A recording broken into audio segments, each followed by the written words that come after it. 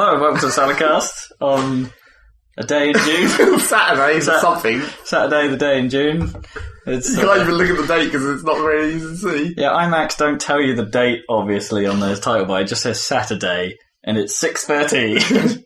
Click on it. It's very helpful. It's Saturday, the 16th of June, 2012.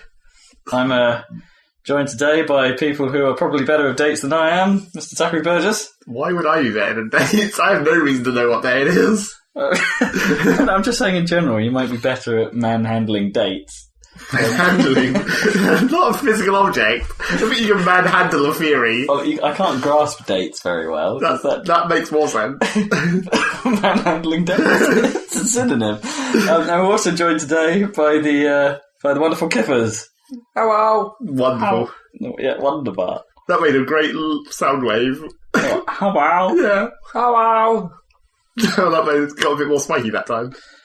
Yes, so we're here, Danless, because he's at some family occasion in Wales, apparently. Wales? Wales? I didn't know you even had family in Wales.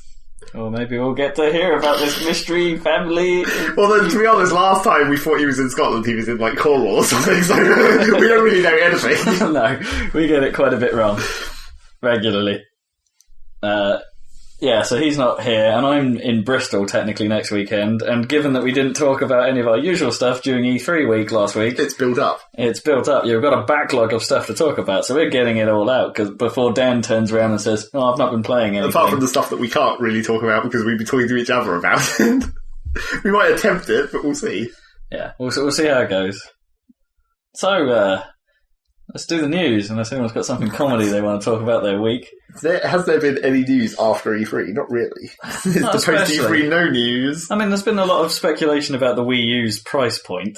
Yeah, but they're not going to tell us that until, like, September or something. Like, well, Amazon cancelled a load of Wii U pre-orders that turned up for a day. Like, they were supposedly trying to sell them at, like, $199, and then promptly removed that listing saying it was an error.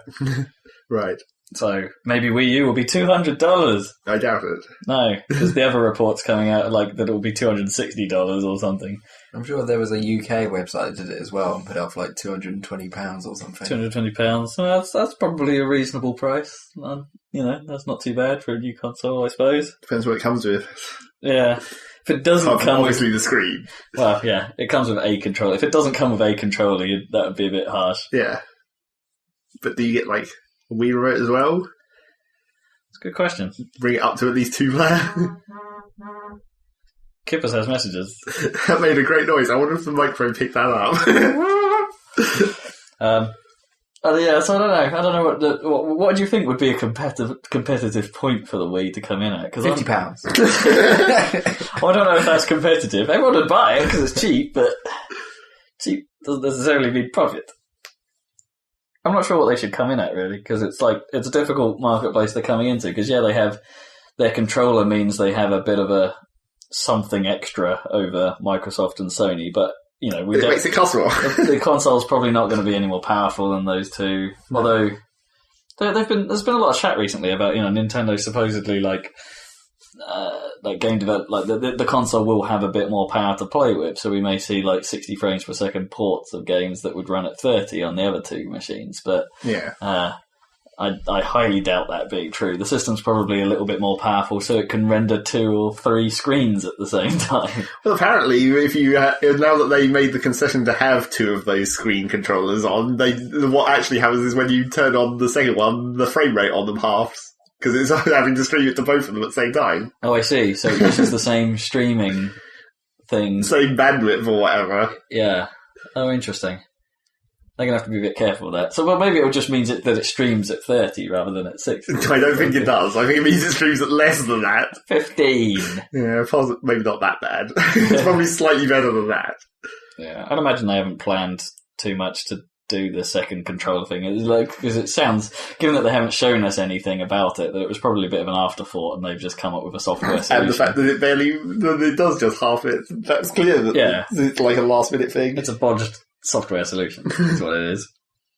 I'm trying to think what other news has been. People have been... there was that thing I posted on the Saladcast Twitter feed, a retweet of a Games Radar post that was essentially an opinion about the news blowing up a certain Tomb Raider developer's comments about the rape scene.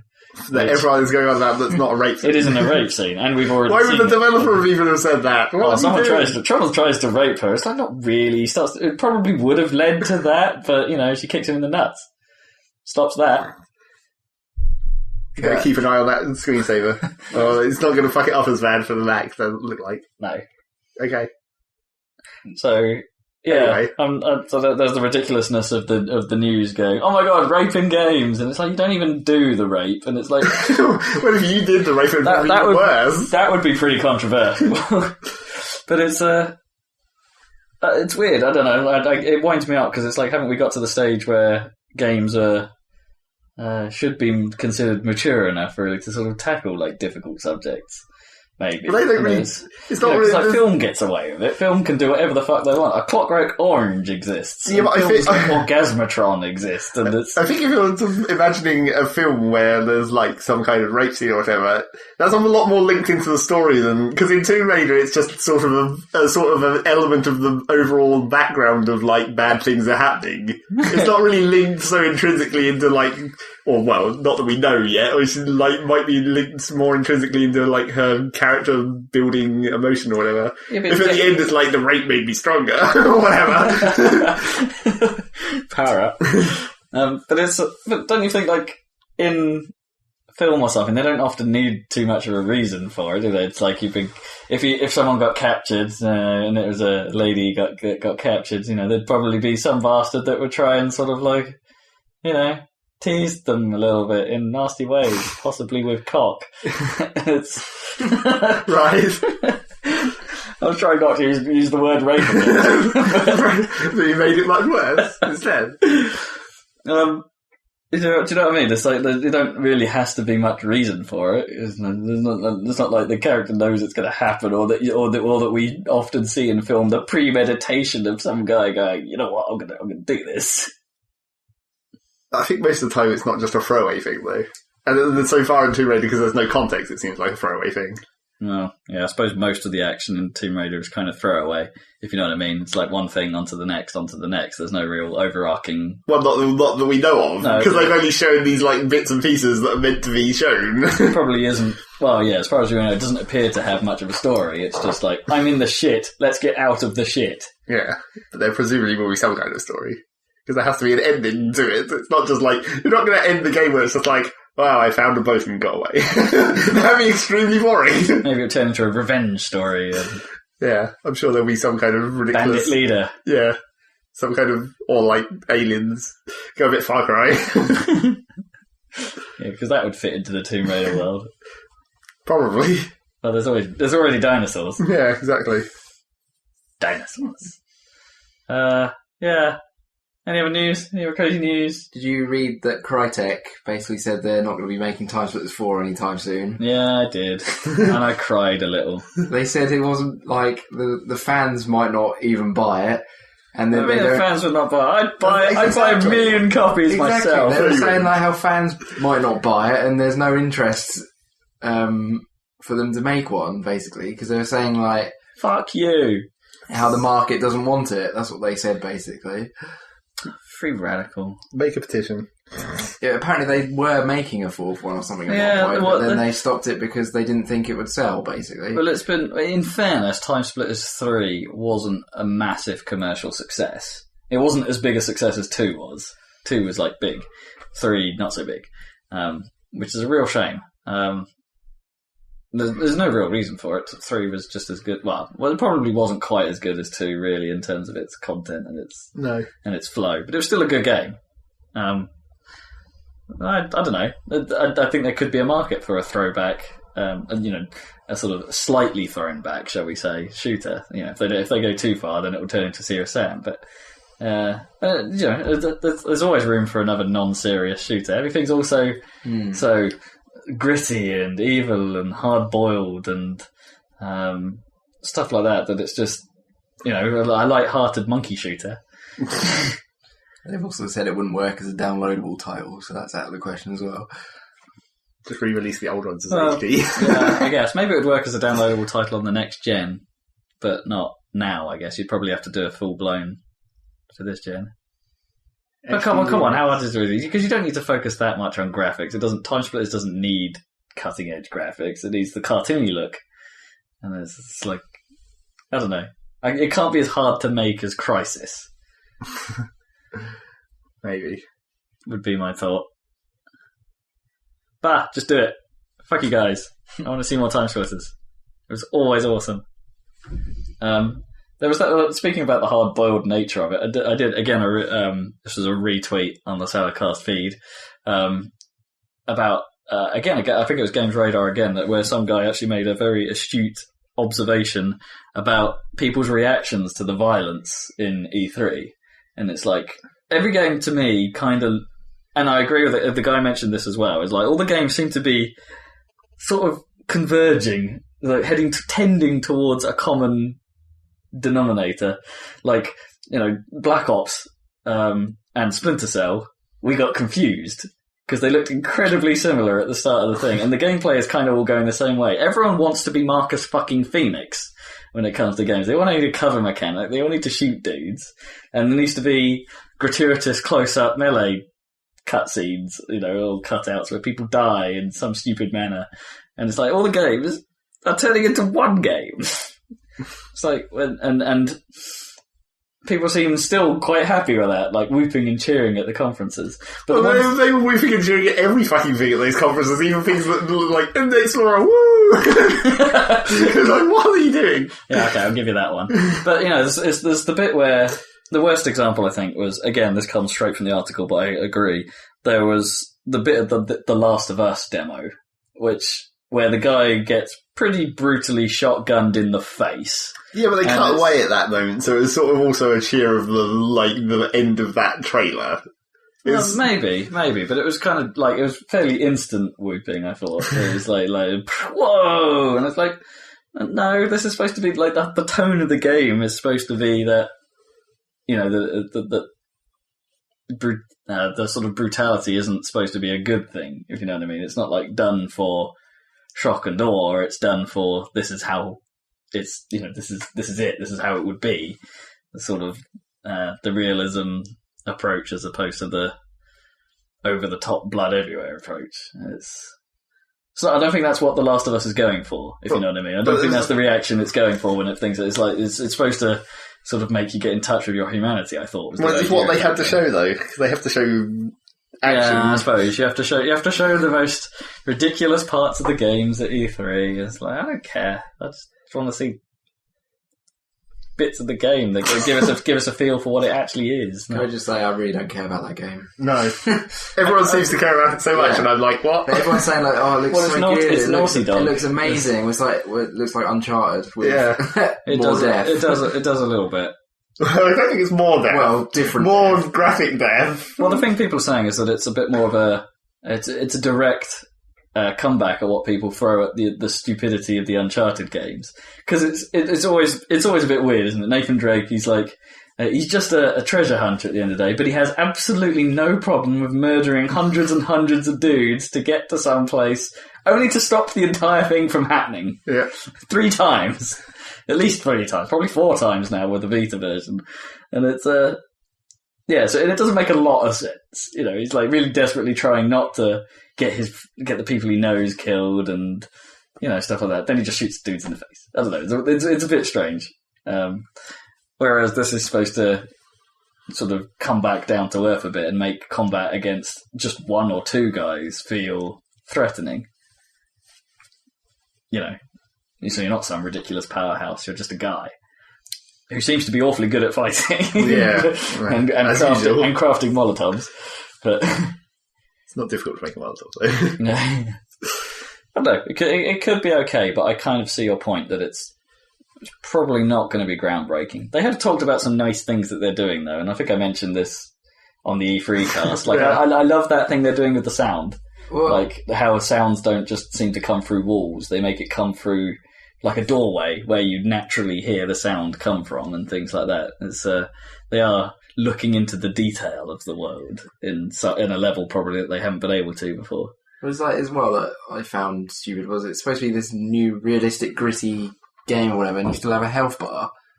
Well, how else are you going to represent health? Yeah, But it they found didn't another way, regenerate. Yeah, but why have a health bar? Why not just show it visually? Like they've started doing that in other games, haven't they? Where they don't necessarily. But I've always been in two minds about the redding of the screen. No, but it doesn't have to be effect. like that, though, does it? Like, you could show it in the character, like he's injured or something like that.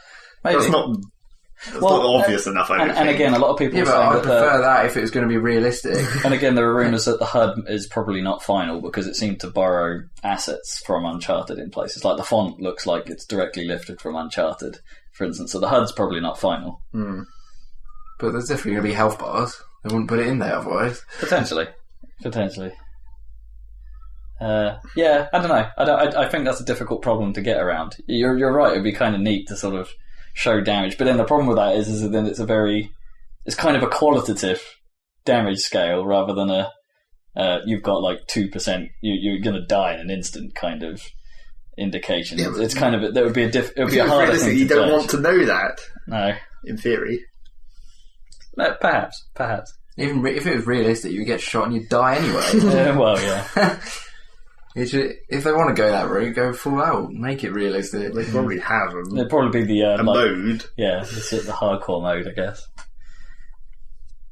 But yeah, I don't know. I think it's a difficult thing to do in games because I see your point, but I can't help but think that would just lead to more frustration. Yeah, probably, but it looks crap anyway. So. So fuck that game up as much as possible. As far as you get. Yeah. What other news has there been? There hasn't been. Really? Nothing at all? Post E3, nothing happens. Humble Indie Bundle 5 has beaten beaten new records. But that would, because it had all the good games in it. It had quite a lot of good stuff in it. Unfortunately, stuff that I already had. Yeah, exactly. So it was, the classic problem. Yeah. I read something about Iwata talking about the Wii U's power. Yeah. Oh, yeah. And it basically seems like it's not going to be any more powerful than this gen, virtually. No, not really. The idea is it's not really supposed to be. They're just competing. Which is fine, but they're saying like the reason they've made it as good as like current consoles, so third parties put their stuff on it. It's not going to last. Yeah, exactly. It's going to be like a year or two at most, then they're going to have all their new kit. Yeah, I know what you mean. It's going to be, a year and a half until the new console cycle probably happens? Maybe. So it'll be a year and a half of goodwill. And then they'll just be the same as the Wii again. Yeah. Yeah, I don't know. It's a weird strategy Nintendo have got themselves into. I think the idea is that if they release now and have this year head start over the other consoles, then it may help. And if it is slightly more powerful, then for that year we may see superior versions of games appearing on Wii U as opposed to Xbox and PlayStation, potentially. But I suppose the other thing that happened this week was Microsoft released their first pass, I think, on how to do the smart glass stuff that they've been talking about. So the Xbox Live app on iPhone has been updated, so you can sort of use basic controller functionality for the menu. It's not the full-on smart glass stuff, not by any stretch. But you can at least, it presents a few buttons so you can navigate the menus from your phone for some reason. And you can access a quick play menu. So you can say, jump to Fez, and it will launch Fez. Right. From there. So I guess it's a first pass, just to see. The one thing I did notice though, really, really laggy. Like really laggy, like half a second at times between you pushing a button and it reacting. So it's I don't know. I sincerely hope whatever the shit they're doing for Smart Glass doesn't work that crappily. If you're just showing a map or some shit, it won't have to act fast. No, not necessarily. But if they're sort of like, if they are going to do, try and compete with Wii U's tech, well, for all we know, then maybe there's a bit of lag in Wii U as well, but I doubt it. It sounds, because it's built into the controller, they probably use the same Bluetooth communications that they do for the Wiimotes. Yeah, presumably. So it's probably not that bad. But Wi-Fi doesn't have to be slow though. So. I think the smart glass thing is more going to be for next gen. Possibly. I do see its benefits. We talked about this last week, but the benefits could be massive, like the ability for people to share a YouTube video properly on your TV rather than having to use that shitty shit YouTube interface. like with this, where I don't know what it is with like those new apps where for some reason even if you're using a controller, you don't get the full keyboard. You get that stupid left right only A to Z thing, which is just so unbelievably slow. Yeah, it's like trying to type your name in on a pinball machine. It's like that's always awkward. Boot, boot, boot, boot, boot, boot, boot. Ah. Boot, boot, boot, boot, boot, boot, boot, boot, boot, boot. Oh. Fuck that shit. That was another awesome waveform. Yeah, so I don't know. Smart glass will be interesting. Microsoft have played their card though by saying that every first party game that Microsoft are involved in will support smart glass. As soon as smart glass is launched, every game that comes out past that point that Microsoft publishes or is directly involved with will have it. Whatever that means. Well, you can push A on the menu. I guess, yeah. To what extent is the question there, but at least Microsoft are they're promising to make content for this thing. Like, they're going to make it. Yeah. This is what the important thing is. They're not relying on other people's goodwill to do it. Well, yeah, I suppose Microsoft are in a better position than Sony, really, in terms of the studios they work with, I guess. I think Microsoft probably have a lot more control. Yeah. Or a lot more say in what they do. But anyway, we'll see what happens with that. Neversoft making COD. Yeah, I did read that as well. Yeah, that sounds bizarre. Don't get me wrong, Neversoft are a quality company, and like everyone was a bit concerned when they took over Guitar Hero, but they did a good job of it. Although not as good a job as what Harmonix then went on to do. So I don't think they'll do this badly. Although it would be interesting to see if they like made everyone look like characters from Guitar Hero or Tony Hawk's. That would be like that weird Brothers in Arms game they were going to make, and then that disappeared. I wonder if this is the kick in the teeth that the COD series needs, though. If you know what I mean. Nothing is the kick in the teeth that the COD series needs. They've tried that so many different things, only they haven't been different. Well, that's the problem. Well, Black Ops 2 might be different enough with all the future weaponry and the flying and the... No, it's just a turret sequence. It looks I'm assuming you have a certain amount of control in that. It looks more interesting than... I'm more interested in this one, I think, than I have been for a COD game in a very long time. Probably most excited about it since COD 4. I think I'm only interested in multiplayer. The campaign is just going to be exactly the same as all the other ones. Well, possibly. I mean, Black Ops, the first Black Ops had one of the more interesting campaigns for a while. But even its story was well told. I couldn't tell you a single thing that happens in any of the campaigns that out of the COD games I've played. There was a nuke in COD 4. Yeah, that happened. And then Black Ops, I remember you walking around a corridor drunk or half dead for about 10 minutes. Yeah, you kind of stumble out of the interrogation room, don't you, and start seeing numbers. Yeah, that's about all I remember about that one. And then Modern Warfare 3, you kill that guy at the end. That's all I can remember about that one. I haven't played Modern Warfare 3, so... They're not fun anymore, the campaign-wise, but multiplayer is still pretty decent. Like, Black Ops is still my favourite multiplayer for a COD game. But I mean, well, yeah, COD has the problem of the main CODs have their problem of making the stories just so unbelievably convoluted and hard to follow, and you go from one location to the other, and we're chasing this guy, and Price is launching nukes, and why is Price launching nukes, and are we supposed to be killing Price now? Oh no, we're in the favela. Let's go chase some guy in the favela. What did he tell us? Can't remember. Yeah, it's a horrible mess of scenarios. Just, let's blow up London, kid dies. It's just, dunno. It's the main COD games, yeah, I agree. Black Ops had a bit more coherence to it, but yeah, you're right, not very memorable, other than they were in Vietnam, and they liked the Rolling Stones. Yeah, I only played it just to say I'd done it, really. I don't really...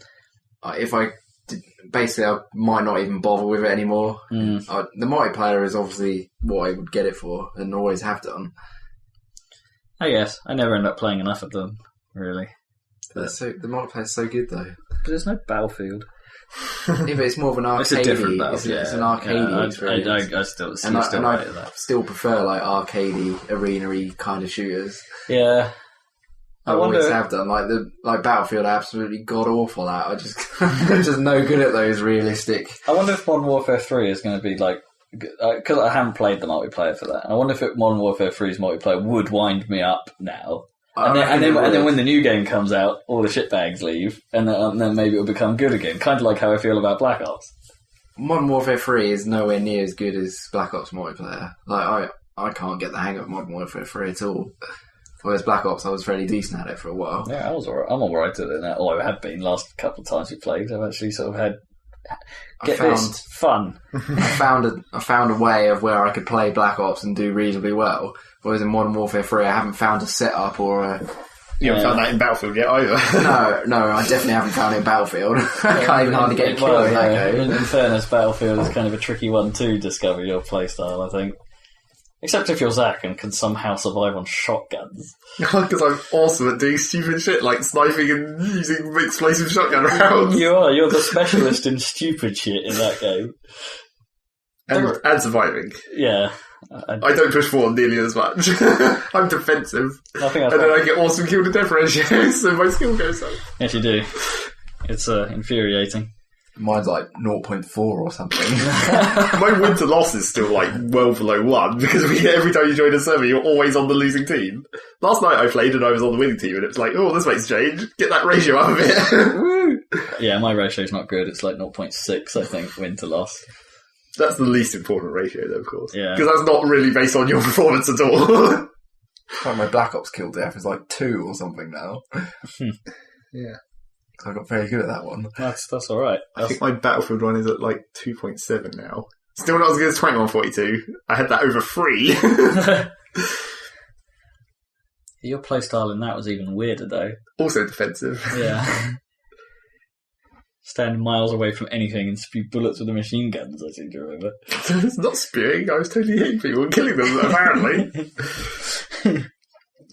They're using that stupid machine gun that gets more accurate the more you fire. Eventually. I actually preferred the normal ones, though. Oh, fair enough.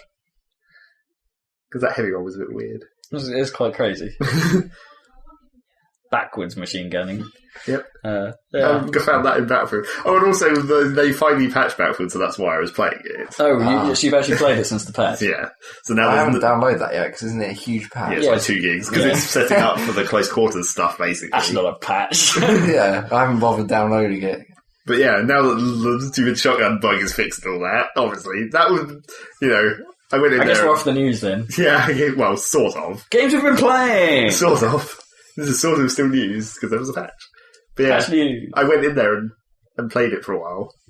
And you start seeing all the new weapons coming out of the premium and close quarter stuff, of course, from the assignments. Okay. And that's kind of worrying, because it's like, they already can't really balance the number of weapons they have, and they're going to add like 10 more in all of these expansions. So you can see what the new weapons are going to be, but you can't access them yet? Is that... I think you can get the ones that are in the premium, but I don't think you can get the close... And actually, I think close quarters might have just come out like literally yesterday, because I saw some servers that had it. Really? Because I want to get that. Yeah, this is the one I'm most interested in. I'm not even slightly interested. I'm going to wait for you to go in there and see what it's like. I will play the hell out of it if it's good. You will play the shit out of that. Because that's my kind of style, like close quarters. Oh yeah, I love that stuff. Yeah. I think that's where Battlefield shines. It's just mental. From what I've been hearing, it's a bit too close. Oh really? Like you spawn and you can literally see the next flag. It's just like in the next room, and there's already enemies on it, and they're shooting at you. Yeah, maybe not so good then. If you're spawning in direct fire lines, that's not so good. Well, I mean that's always a problem. Yeah. Technically, that's even a problem on normal Battlefield maps where I can snipe people in the enemy spawn if I want to, just depending on where I am. It's only 1,000 meters away. Fucking hell. I do not know how you do that. Because the problem I say, when I'm sniping at those sort of distances, like 200, 300 meters even, then at that point it's just like, I can't really see where my bullets are going in the right direction, because the tracer flare is so enormous. Well, they changed that. That's another thing that got fixed in the patch, where they put it back the way it was. It's small again. Okay, that's okay. It's still kind of difficult to tell depth whether you're shooting too far over someone or. Well, it's hard when... And it does look like at times where the bullets just go right through people, like, because of that, where I see the flare go in front, it's in front, oh, this is going to totally hit, and then the flare's behind them. It's like, wait, what? Well, it's like the hard ones is if they're above you at all. Because then when the bullet goes over and behind them, that's when you can't really tell. Because if there's like a solid thing behind them or you're hitting the floor, you can see the little puff of smoke. Yeah. And then you know where your bullet went. Yeah, it's not so bad on that. But if they're on like the crest of a hill or whatever, it's virtually impossible to tell whether you're anywhere close. There was that one time though where it was a fairly close range sniping, do you remember, on oh god, what's that level in the Karkin pack that I really disliked? Is it Gulf of Oman with the beach? Yeah, the beach. Where we're in those buildings. You were sniping at the guys up on the building. Someone had like parked a chopper up there or something and had put a spawn beacon down, so these snipers kept spawning on top of the tallest building on the level, and we were just looking up at them going... Sniping vertically is difficult as well. We seem quite good at that. Well, you were doing that. I was busy, like, just defending. That's pretty much the only reason I think why I'm near to getting a 1 kill death ratio now was that match.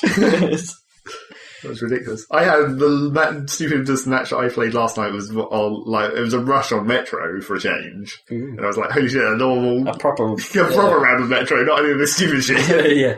But then it was like, I'm not sure how they'd done it, because I could have sworn that, because one of the first patches they did was make it so that spawn beacons explode when the points move, so you don't get people spawning behind you all the time. Oh right, okay. And I think they must just have had a squad leader who was sitting behind and letting them spawn off, because there was a constant stream of enemies coming up behind us, and I was just sitting at the back of our team facing the opposite direction to everyone and just mowing them down, and I got like 20 odd kills for like 2 devs. Were you machine gunning? Yeah.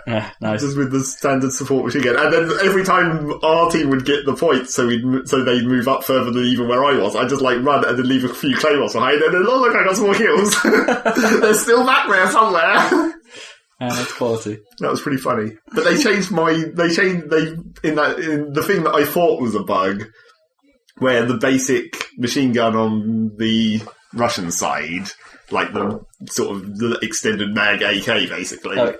They removed the extended mag from that, because I thought that was a bug. Oh, right. And it turned out it was. Okay. Because it wasn't meant to have 200 bullets. That was funny while it lasted, though. Damn, I think I was using that for a bit. I could have sworn it said that, one of the patch notes is, added extended clips to a lot of the LMGs, or, something like that. And I'm like, well, you took it off this one. A lot of them already have it. I'm sure one of the ones I'm not, and I don't think it's the AK. I think one of the ones I use. Well, I would expect them. Clip. Yeah. Well, I mean, the box clip ones have 200 bullets anyway, more or less. No, I think this is extended normally from 100 to 200. The one I use. Yeah.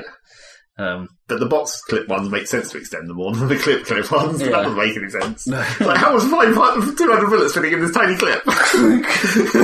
Imagine how long that fucking clip must be. It's like you could use it as a tripod. Yeah. But the important question is, have they fixed the shotgun glitch? Well, it looks like it. I only got killed by it once, and that was a legitimate one where he came right behind me. Okay.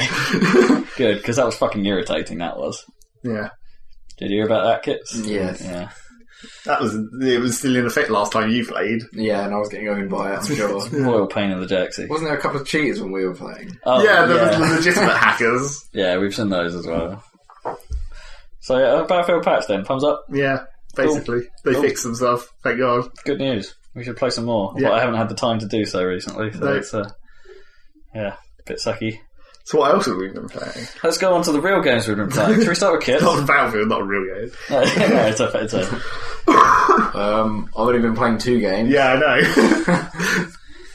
know. Which one do you want to do first? Diablo 3 or Starcraft 2? Let's go old to new. Let's start with the Starcraft. I'm surprisingly enjoying it a lot.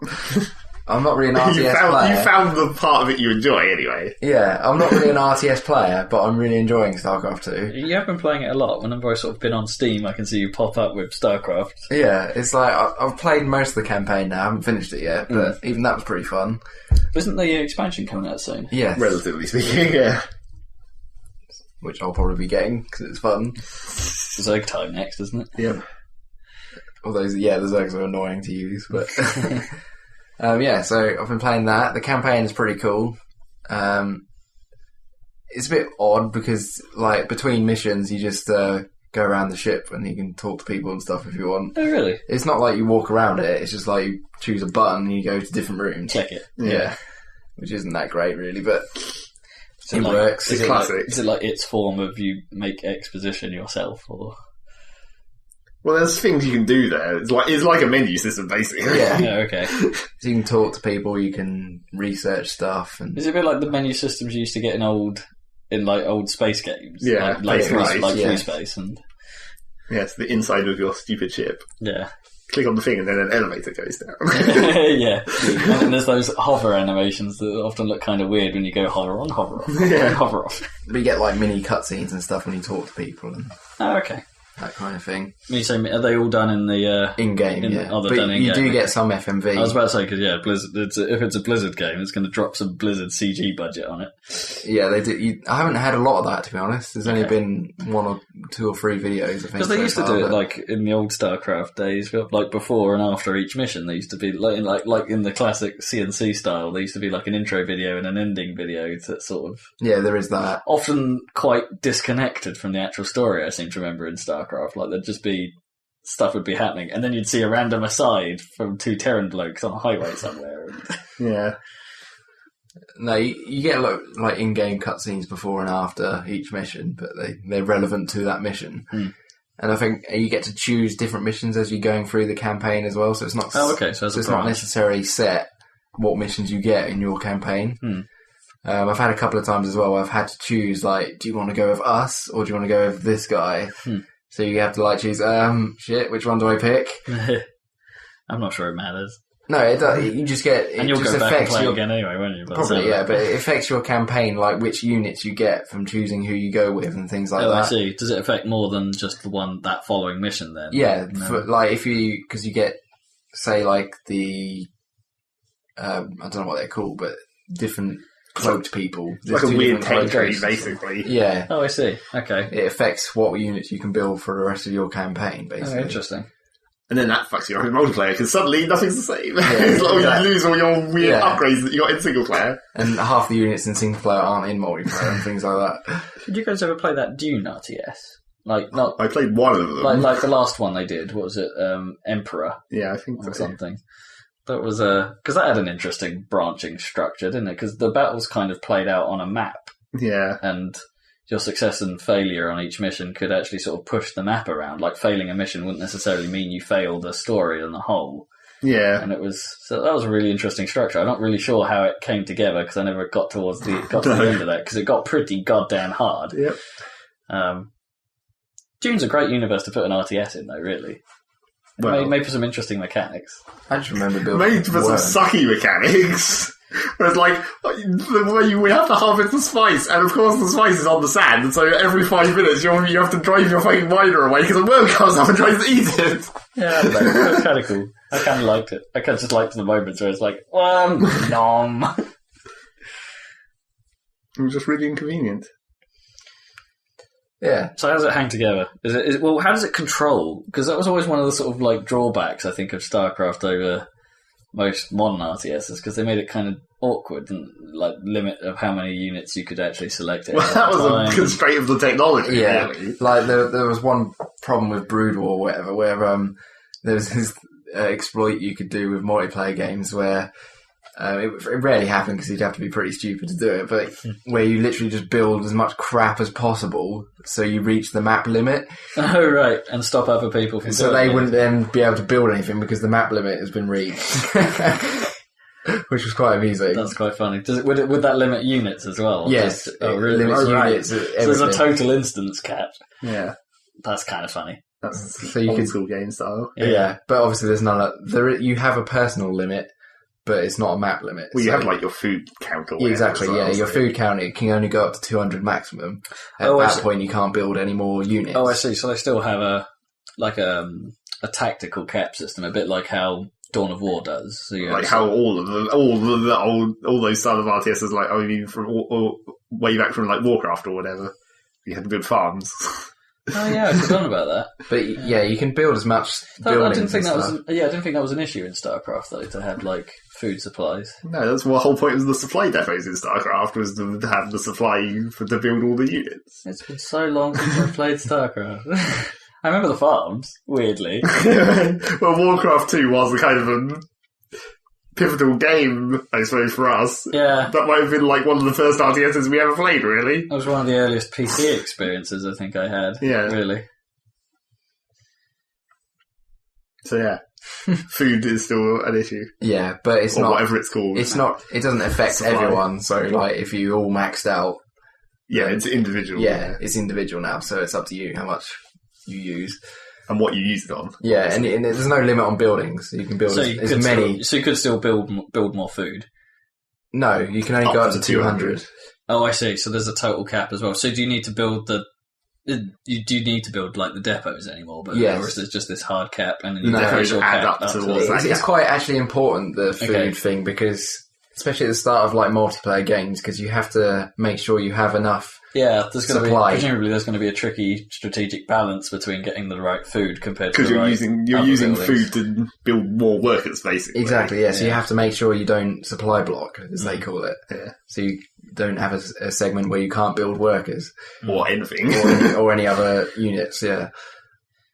See, this is the kind of shit where I just don't think about it in an RTS. I mean, my brain Well, that's doesn't why- work this way. Yeah, I mean, that's why I've always sucked at resource-heavy RTSs. Well, yeah, that's why we don't play RTS. It's like that one time where where there was that epic game where we had like an 8-player round on generals. Oh man, that was pretty goddamn annoying. Yeah. I actually played Generals again the other day. Oh, really? A few weeks back, just for the crack, 'cause I remember enjoying it a lot. I imagine it holds up quite well. It really doesn't. I played it and I thought, this is absolute dog shit. So I played a few missions and just thought, this is crap. And Not just shit, a specific animal term. it just, compared to like games now, it just doesn't hold up at all. It's just terrible. What, is it just graphically or? Graphically, and it just feels really like, I don't know, something about it just feels crap. Plays like limited. CNC, I suppose. Yeah, I mean, I haven't played any of the ones since. Because CNC Red 3 Alert came 2. out after that, didn't it? Yeah. After General. CNC 3 was alright. I quite liked 3. I haven't played anything other than. In fairness, I only Red played the Alert. multiplayer like of CNC 3. I haven't played any of the single player, but that was alright.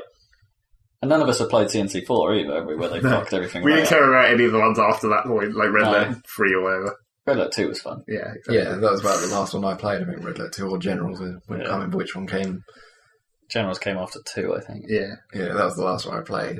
But yeah, Generals was when they were trying to, like, they sort like, that was when Command & Conquer started really going for the idea of units having abilities. Yeah. It was like StarCraft, basically. A bit like Starcraft, yeah. Maybe that's why we sucked at it. Yeah. Well, the problem was, I think, looking back at like RTSs, is that in my head, whenever I think of an RTS, I think World in Conflict, Yeah. which is friggin' awesome and is still friggin' awesome. And there's totally not like an RTS, really. Well, There was no base building. That was the kind of. important Well, difference. it's a different type of strategy, isn't it? It is more about the strategy of your units as opposed to the strategy of, you know, the strategy is in working in the team and spreading out and going, you know, positioning and. Yeah. Does that make, or is the better word for that tactics as opposed to strategy? well, I think I don't know. you'll find that there is a lot of that involved in any RTS. It's just we never got involved with it. Don't get me wrong. I It's totally because get World that. of Conflict only focuses on that, and we don't have to think about the other crap. Yeah. So we got better at doing it in World of Conflict. I think it's a definite skill for people that play RTSs, like, because they are. There's a lot going on because they're real time and stuff like that. You know, your resource management on one side, base defense on the other side, and I think when I play them, I zone in on one particular thing. So when I'm building my base, that's all I'm doing is building my base, and I turtle up real bad. Yeah, And exactly. it's because that's just what I want to do at that point in the game. It's like, I want to build my base. Yeah. I want to make the sweetest fucking base I can. The thing is, though, I've only been playing it a couple of weeks now, and I've already can see myself improved to the point where I'm not just focusing on one thing. I am what they call macroing and microing and all this shizzle. But the thing about it is every minute I've been playing, I've been freaking enjoying it, which is not something I could say about a lot of RTSs. That's true. Yeah, that is rare. I mean, yeah, I don't get that, really. Well, the thing about StarCraft is the balance is so good. Like, you always feel like you have a chance. In every game you play, you always feel like there's, you know, it's up to you. So when you get beaten, you don't feel... You don't ever feel cheated. No, because it's up to you to... Well, that's good. That is neat.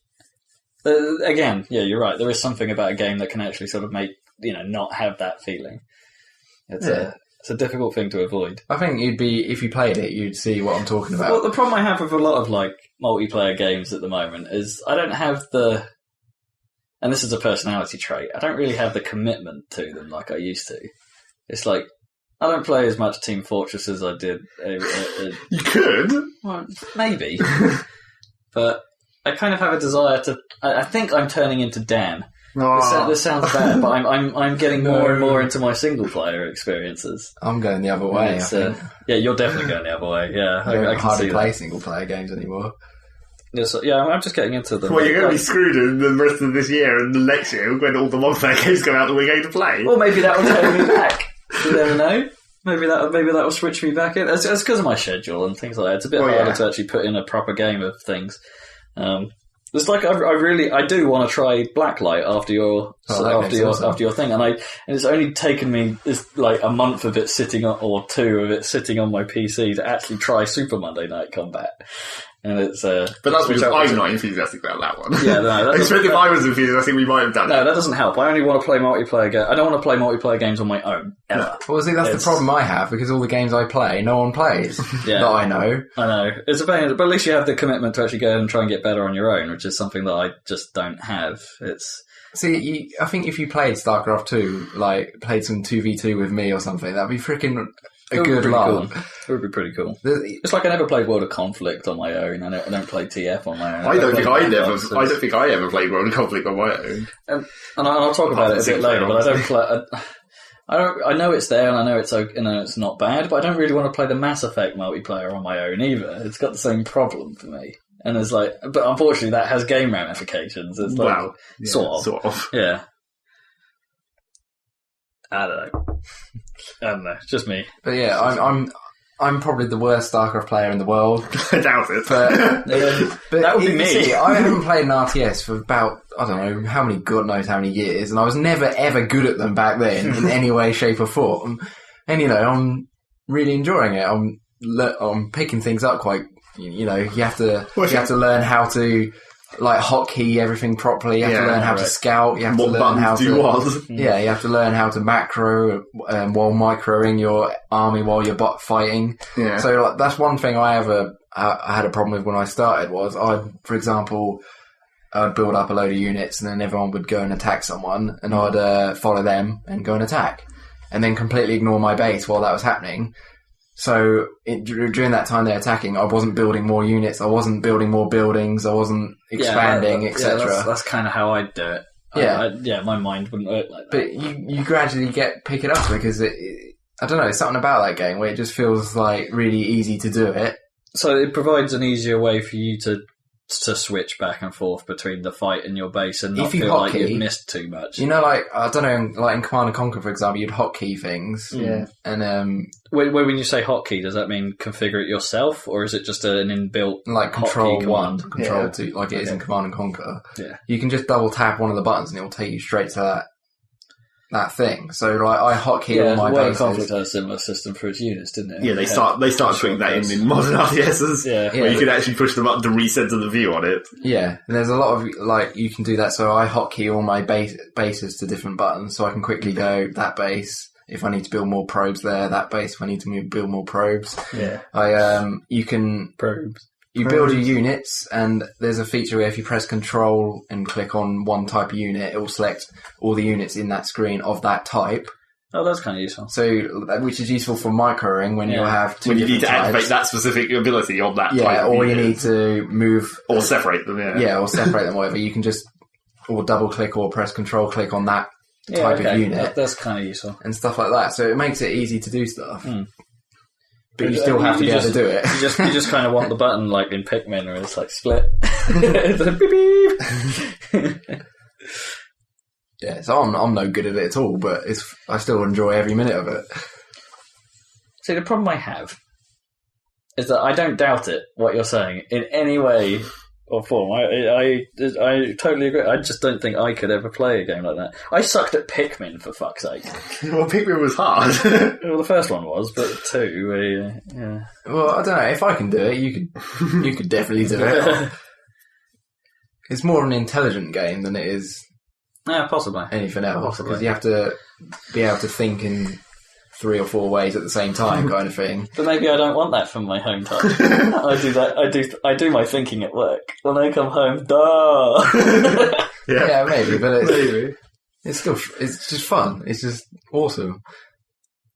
Alrighty. I'm loving it at the moment. Recommended. I'm sort of 5th in Silver League on 4v4. In your Silver League. In my Silver League, yeah.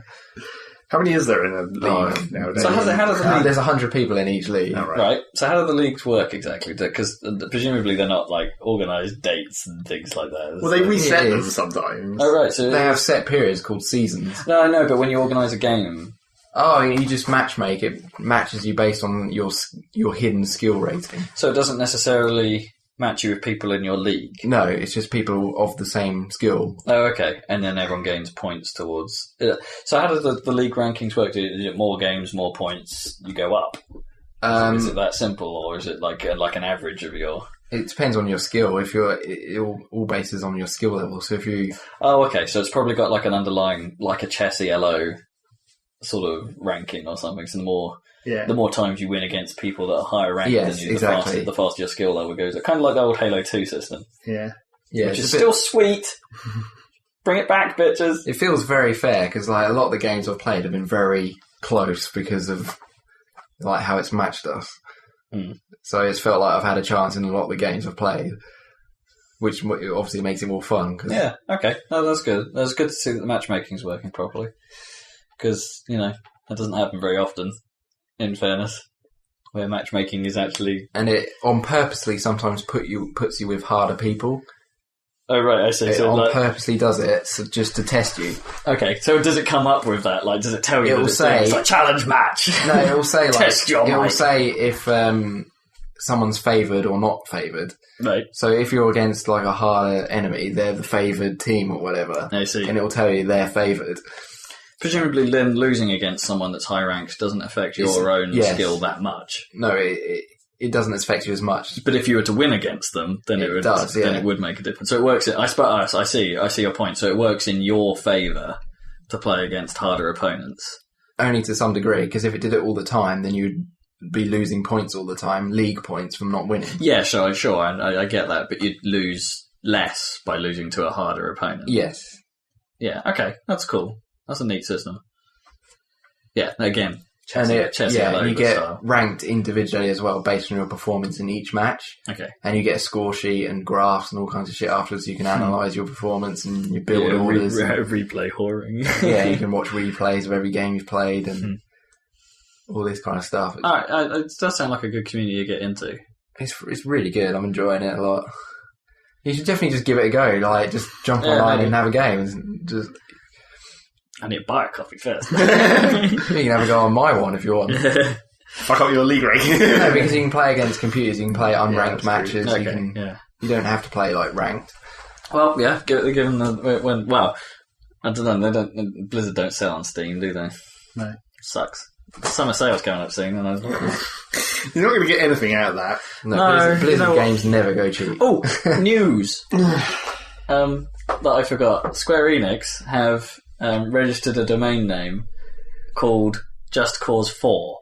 Well, that's not that surprising. I know, but the bizarre thing is that it's Just Cause 4. Just Cause 3 doesn't exist yet.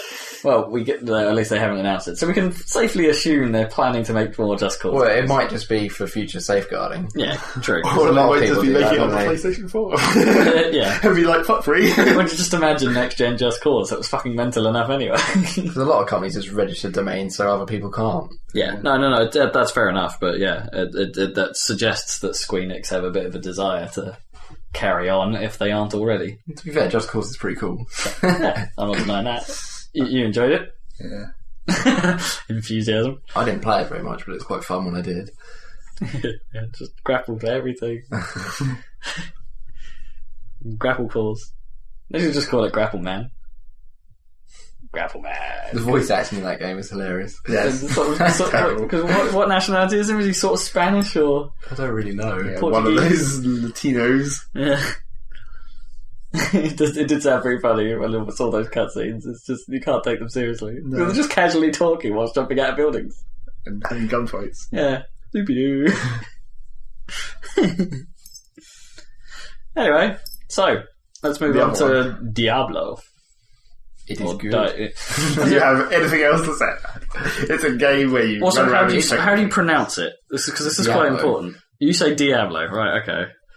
That's how they pronounce it in the game as well. Yeah, it's kind of important. Yeah, because they were making it. Giant Bomb were making a bit of a big deal. They always do that though. That's their stupid. Diablo. They've done that forever. That's their stupid specific pronunciation. It's like they have all kinds of words that they pronounce specifically wrong just because it sounds funny. Diablo. Is it because they just don't like the British saying Diablo? Or? No, I think it's just they think it's funny. Diablo. El Diablo. It does sound Spanish. Yeah. Spill. Yeah, it's good. It's good. Right, moving on. Yeah, in my opinion, it's a game that everyone should play especially if they've never played Diablo before. Okay, so so you think Diablo 3, despite being possibly the most hardcore of that style of game, is actually a good gateway version of that game? Well, it's like, or would you recommend that people start on Torchlight? No, No, Torchlight is nowhere near as good as Diablo 3, in my opinion. The original one, specifically the original Torchlight, is boring as hell compared to this, in my opinion. I have to admit, I want to take back some of my initial reservations that I mentioned a few weeks back, because I wasn't so convinced about the class layout. Yeah. You know, the problem I have with a lot of those games is that the classes end up all playing pretty much the same. From what I've seen of Diablo, yeah, not true. I actually kind of agree with you that it looks kind of, or agree with what Dan was saying at least, where it actually looks like you have to play dramatically different depending on what class you are. Yeah, you definitely do. Rather than just, click stuff till it dies. There is a lot of that, to be fair. Well, it wouldn't be that style of game without it, in fairness. Yeah, but you do have to make use of your abilities. Mm. Yeah, it's otherwise you'd be dying every 5 seconds if you didn't use them. Diablo. The other stupid thing about it is the fact that you have to enable elective mode. Yeah, the actual game. Yeah. Turn on the actual game. So what is that? I don't know what this is. Well, I'm not entirely sure because I've had elective mode You just from turn the it on, start. yeah. Someone told you to turn it on Yeah. because it makes the game proper. But basically, from what I know is if you don't turn it on, it picks what skills and stuff you use for you. Basically, Right. yeah. Oh, I see. And you don't get to choose what goes in what slot, etc. So it basically does it actually perform your abilities for you? No, it just chooses for you. So non-elective means that the game then elects your leveling. No, you don't have your leveling. skills. Oh, there's no leveling, right? Well, you level up. You just but unlock you unlock you don't stuff. pick You don't things. Oh, right, there's it's no not like stat the old, boost. Yeah, it's not like old school Diablo and Torchlight style where There's no points. you put points in strength, blah blah blah, and Your characters and just your- naturally get stronger to Yeah. their traits. and you don't put skill points into your abilities. Okay. You just unlock new stuff, Okay. which is, I think, better. Very simpler. It's like that elective mode or whatever. It's just basically sort of disables customization.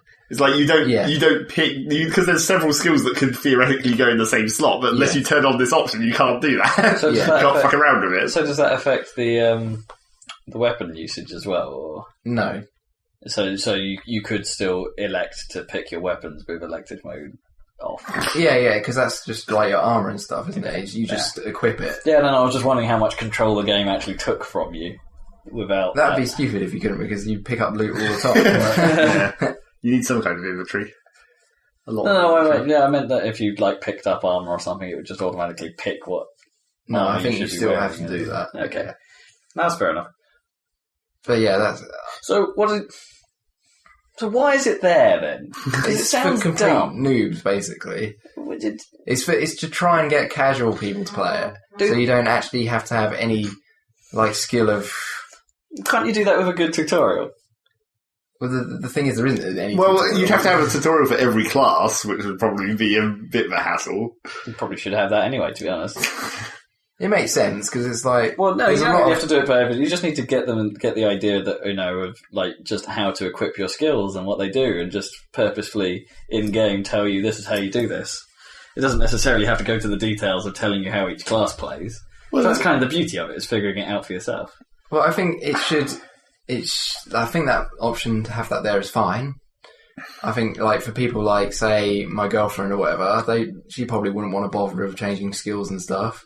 So would you want it to, perhaps be How think it should visible be is the option? There's quite hidden. That's the thing. No. And like when you see elective mode, you look at that and go, "I have What no the idea fuck does that mean?" Yeah, exactly. It's a weird name to pick. It does make sense because you're electing what skills. Yeah, but it should have had a better name. Like, Yeah. I don't know, custom skill or Allow custom skills. yeah. Or whatever, but yeah, I can see why the option's there. Yeah, I agree with it. But perhaps it should have been like when you start a game. It's like, the option exists where it doesn't when you start it. I can't remember if it prompts you or not. I don't remember it prompting me. Would you like to play this game? Yeah. I can't remember if it prompted me to choose elective or not, but I think by default it's not selected, which is kind of annoying as well. That's because if you don't know the options there, like a lot of people don't bother looking at the options, do I they? hear there's a fuck ton of them.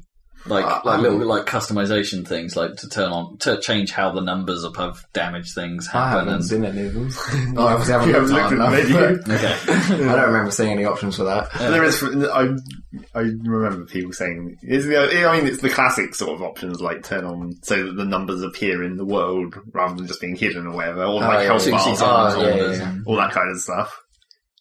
That's just sort all of that standard, stuff's like I guess. on default as well anyway, so It's just this one weird option specifically where it's like it's quite an important option as well. compared to the rest of the game. No, it's quite dramatically important, really. I wouldn't want to play it with it. I wouldn't want to play it with it on. Like I've only gone through the first difficulty level, which is normal, because you have to. Yeah. So you have to unlock the hardest. And on that mode, I can see it being no problem at all anyway. Like You don't really have had to. it on or You not. don't get enough for it to be a problem. Yeah, I can see it being fine for that, but on higher difficulties, it's kind of important because you need to change. You need to change your skills on the between battles or whatever to match what you're fighting against. Because quite regularly, I change my skills to better fit what I was fighting with. Yeah. And to not have that option would be pretty crap. But So I was about to say, do you find yourself slotting into a regime then of what skills you like? I played with I didn't change them as much as I probably should have done because I like the skills. You haven't got to the harder. Yeah, you haven't got to the harder where like when things start getting ridiculous amounts of resistances to certain things, you actually have to change shit around. Yeah, so I didn't really need to. Yeah. Okay. So, because it sounds like from a lot of people that the game actually does every now and then present you with something that you can shift your entire way that you play, and suddenly you get better because of it. Your character, shifting your style is actually sort of doesn't seem like a bad thing. Whereas I never did that in Torchlight. I had a style. Well, you didn't really have options in Torchlight, and you unlocked them and it was permanent. Well, yeah, I guess. You couldn't shift shit around because you didn't have the points to spend. Whereas in this, if you get bored of playing a certain way, you can literally change everything: your armor, your weapons that you're using, your skills. Speaking of armor on the fly and things, did you start playing before or after the crafting changes? Because I heard they'd made doing a lot of the crafting mechanics a lot cheaper. Yeah, I did it before that, so okay. Because you have a crafting merchant, and you have to pay him. Yeah, you have to level up your blacksmith, don't you? Yeah, and that it was really expensive, so I don't know if they've changed that since I started. Apparently they significantly reduced the costs of that. Because it was costing me like 10,000 Well, it's because it was it was costing so much, and then the stuff he was making wasn't that great. No, it really so it was always pointless. And the inventory thing was freaking expensive as well. It cost me 10,000 each time to unlock a new a new row of inventory space, and then once you filled that up, to get the next tab cost me 100 grand, which took me nearly the whole game to get enough. You're storing too much crap. Well, yeah, that's the thing. Every time I get a rare, I keep it. That's like what I did. Yeah, pretty much. Every time I got something that was yellow. Yeah, super rare. You just stash it. The thing was, it's because if I ever start another character, I can you give them the shit. Yeah, I mean that is the classic. So but presumably you have level problems. Like you do, yeah. You have to be a certain level to use certain gear, but yeah, you can't just give a noob character like ridiculous stuff. Yeah, makes sense. But yeah, the story was. I wanted to allow you to do it, but it have ridiculous backfire effects, like you give someone an insanely powerful thing, but then it has kickback that sort of throws you across the room when you use it because it's just too powerful. Right. Or I just want to see things go a bit. So you can do it, but there may be a side effect kind of thing. I don't know, that sounds cool to me.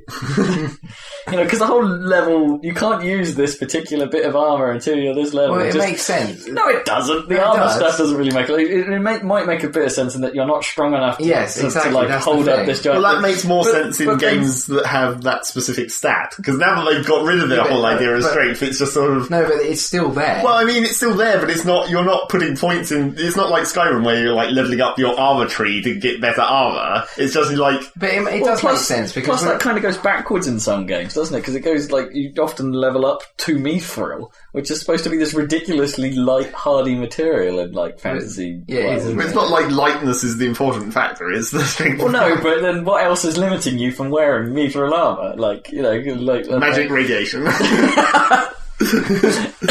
It's magic! Yeah, exactly. It is magic. But it makes sense to me, because it's like, if you joined the army... you wouldn't be able to do half the shit that people have been doing it for 5 years. Yeah, but I could have a go. There may be side effects. Well, exactly, yeah, but... There may be some collateral. Well, I guess it's like in the Diablo universe, there's no, like... or most of these universes, there's no, like, overarching government system who's like, no, you can't do that yet, not until you get up. It's not like you have this mysterious, I can't do this yet because I don't want to. But the thing is, if you played it from the start, you wouldn't have any of that stuff anyway. Yeah. Unless you give it to that person. Yeah, it's actually, all the drops are timed to your level more or less anyway. Yeah, so you wouldn't actually come across that. You wouldn't find them early. That's what you're saying. Yeah. So is there any point in keeping it? Well, just for your previous, it's like if you're doing multiple characters, obviously you have like... So you can give them the good shit you find rather than... I guess. Or like, if you keep them all... shit that's more suited towards that character's style of play. Like you get specific items for specific classes. Yeah. Well, yeah. Yeah, naturally. I'd imagine certain classes can't use certain weapons and things like that. Like you get certain like belts, for example, that only barbarians can wear. The belts. So I've kept all that crap in case they ever start a barbarian character, for example, or whatever. Naturally. Barbarians always sound boring, though, don't they? Yeah, that's why I didn't do one. Collect things till they die. Apparently it's not like that, though, with this one. They're quite... Well, yeah. They're quite different. You can hold a button down until they die. Don't have to click repeatedly any longer. Sweet! Yeah. Yeah, I thought it was fun. I've played through the story once, and it was... I will go back to it, but at the moment I'm having a bit of stuck a break. on SE2. Yeah. Having a bit of a break.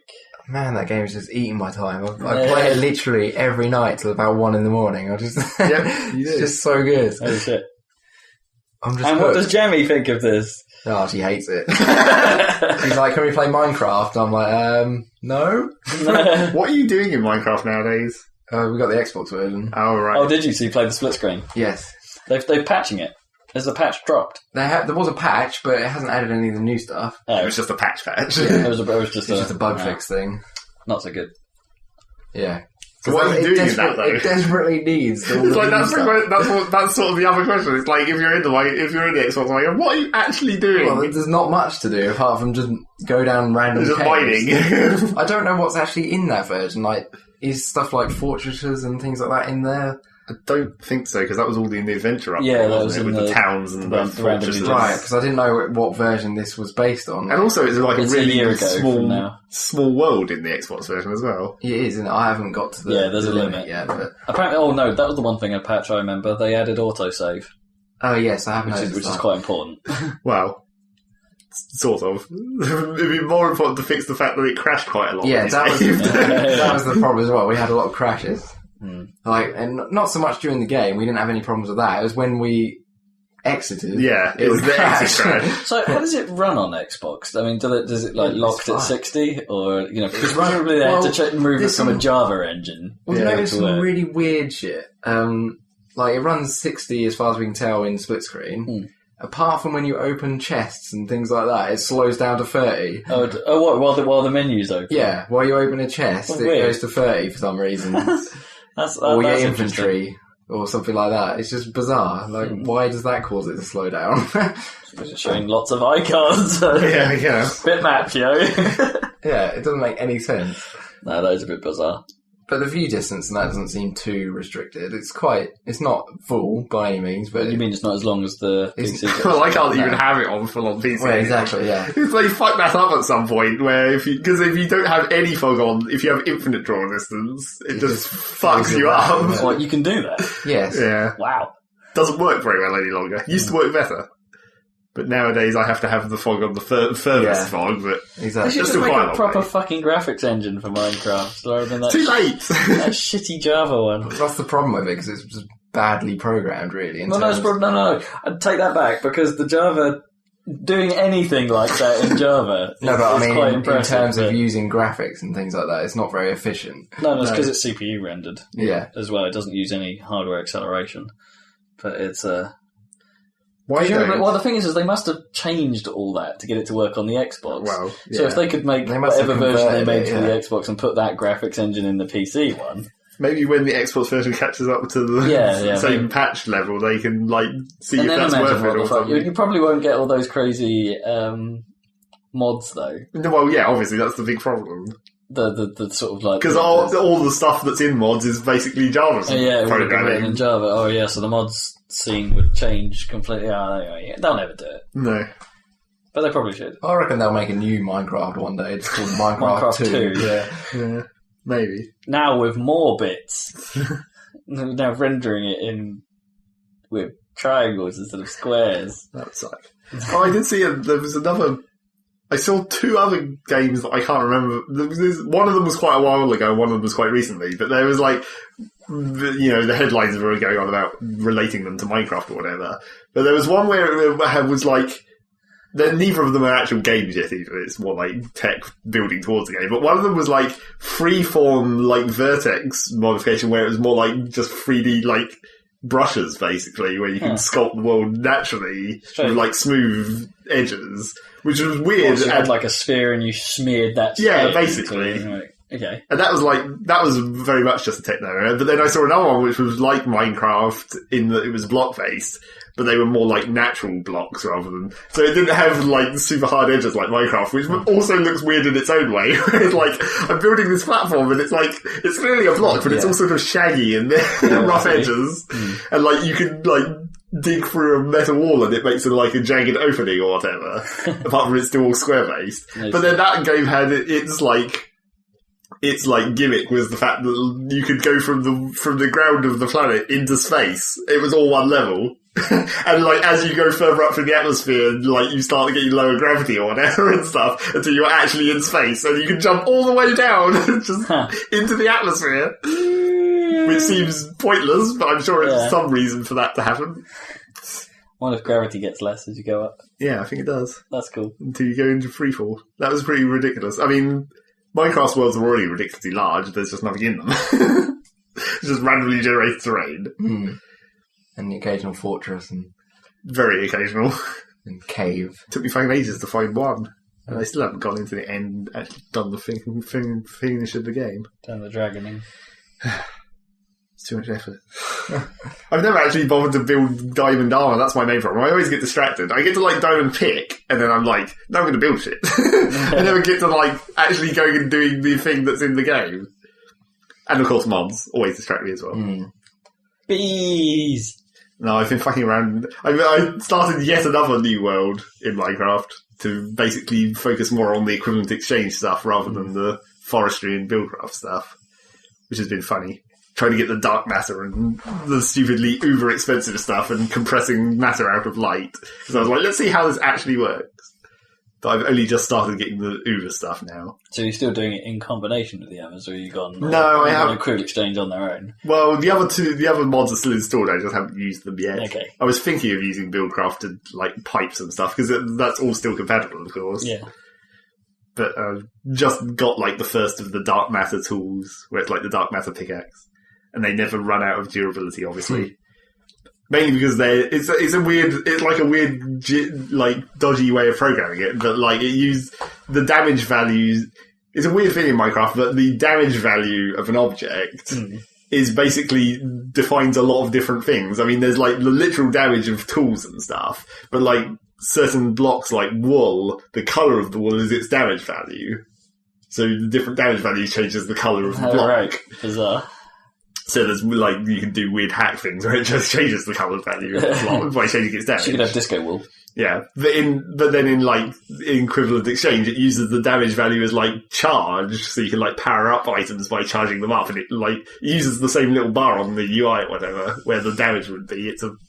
Now it's a charge bar, so these tools are invincible because they don't have damage any longer. They have a tool where it charges up instead. But yeah, the dark matter pickaxe is kind of weird. You can mine 3 blocks at once, vertically or horizontally. And then if you find an ore deposit, you can charge it up, right-click, and it just mines all the ore instantly, and just puts it instantly into your inventory. Oh, I forgot you got those special things in equivalent exchange. Yeah. So that sounds like kind of fun. It was well handy. That one, I think but I was using the stupid exploding, the one that just digs a 3x3 tunnel, where it's just like, blam! It just drops it all in your inventory. That's pretty sweet. Makes mining a hell of a lot easier. And like the dowsing rod, so you can just hit a wall and be like, oh look, there's some diamond in there somewhere. Go in that direction. Diamond. Right then. Yeah. Minecraft, Starcraft, Diablo. Yep. Should we move on to... Going back to Diablo a second, they've just introduced the live money auctions now. Yes, have. that went up in the last couple of days, didn't it? Yeah, so I might have to have a look at that at some point. Make some cash. Yes. Yeah, apparently you need to use an authenticator of some kind in order to gain free access anyway to that. on Android phones and Yeah. Oh, okay, cool. You have conveniently the right phone. yes. Oh wait, so iOS not supported? I think there is one for Apple as well. Yeah. Windows Phone? I doubt it. Yeah, what else was there that they did recently? Can't remember. No. Moving on. Oh, PvP still isn't up yet either. Oh yeah, that's But I don't understand how that will work in Diablo. They've pushed that back for quite some way, haven't they? Or... Well, my opinion of that is it's going to be completely pointless. Mm. Because literally, you can get up to level 60 or whatever, which is obviously max. So you'll all be the same strength or whatever. Yeah. So there'll be some sort of tactical thing going The on. only difference will be your choice of skills and your loot. kit, yeah. Which could just basically mean whoever gets the better kit is going to win. I kind of It felt doesn't like, matter, so... I kind of felt like that about Guild Wars PvP, in fairness. Yeah, exactly. It's all PvPs like that are dumb, in my opinion. Well, I mean, in Guild Wars, if you think about in Diablo, if it was just like 2 dudes fighting, it's like Borderlands. If it's just 2 dudes fighting, there's no reason for that to happen. It's kind of dumb. Whereas in Guild Wars, at least there was sort of like, you were protecting points or capturing points. There was other things going on apart from just people fighting each other. Have you seen the PvP in Guild Wars 2? No, I haven't, even though I played that, which we'll be coming to shortly. Let's do that. Guild Wars 2. Yeah, I played some beta. He was in on the beta weekend. But I didn't do any PvP, of course, because I don't do PvP. But that looks awesome, though. I should have done. I kept forgetting, because I kept forgetting to go and do it, because I kept getting distracted by, like, what... I did eventually get through all of how much of it there was in the demo of the personal storyline, like your character's story, which was weird. And, like, that's kind of one of the things that I was wondering about in it, because it's like... It doesn't seem like there's any missions that are designed for multiple people any longer. I only found one place where it specifically said, get 5 people together and come here. It's like everything else just seems like either you would just do it solo, or I didn't even get a chance to try because no one else was around for me to try it, but it's like maybe you can drag other people through your personal story, but then that's not advancing their story. You can do it with other people. Well, I mean, that makes sense. I mean, otherwise it's not much of an MMO. Yeah, exactly. So why make it an MMO if you can't do that? But it's like, it's not advancing their story unless presumably they have exactly the same story. But since that's dependent on, like, your character, when you build your character, you choose, like, backstory, basically. It's like Mass Effect. And the Task of Henchmen was still about. No. You don't get any backup. I mean, all the missions are scaled. It's designed to be done by just you, pretty much. Is it because there's less of a requirement on certain classes fulfilling certain roles? Well, maybe. Because, I mean, that's the main thing that's different about the classes now, where it's like everyone can heal. Everyone has their little heal skill, or one of the choices. You only have set skills, depending on what item you have. Well, sort of. Yeah, try and explain the item system, because it is kind of weird. Well, it's like every weapon that your class can equip has its own set of skills, and you just unlock them by using it, but that's fairly irrelevant because there's only a couple of them per weapon, more or less, and they don't take that long to unlock. And then when you level up your character, when your character actually goes up in level, you unlock utility skills, which is like the other half of your skill bar. The other half of your skill bar is the utility skills that you get from leveling up, and then they're like all the class specific. Well, I mean, the weapon skills are class specific as well, obviously, because I'm not sure if. No, yeah, different classes can both use the same weapons, because multiple classes can use, like, the guns and stuff, and the bows, I think. I'm fairly sure. But they'd have their own skills anyway. But then the utility skills give you the special weird shit that your class can do, more so than just hit things, or shoot things.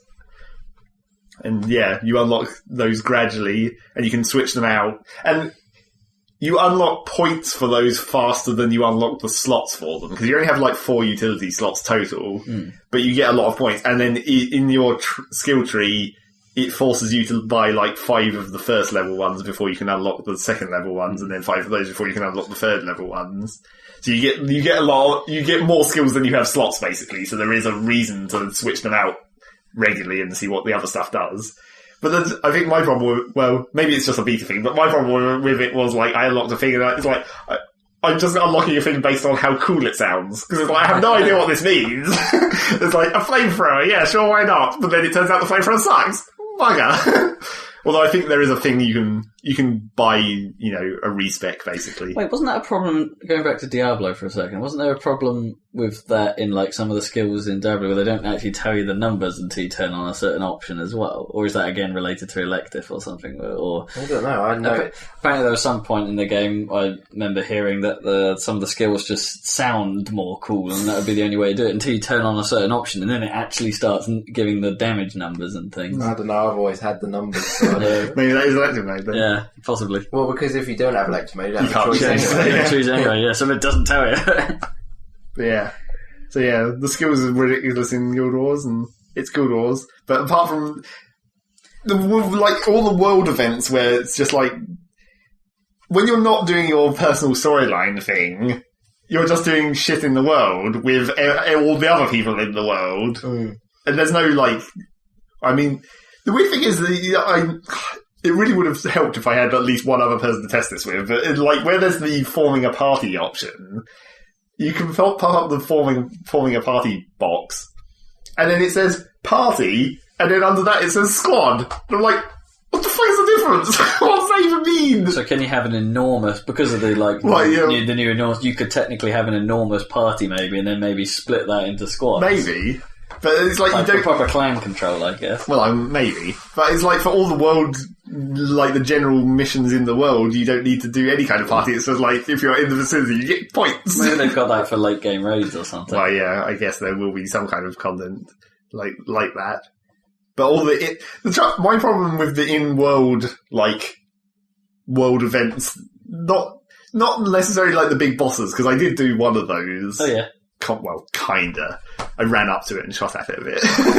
There wasn't much to it. It was basically the first one there is in the game, I guess. Yeah. So it wasn't complicated. It was just like, shoot the thing, and then when it moves, then you move out of the way. All that kind of stuff. But then, like, the general missions that are just in the world, where it's like, help some guys. And they're all like, help some guys. And they're all like exactly the same.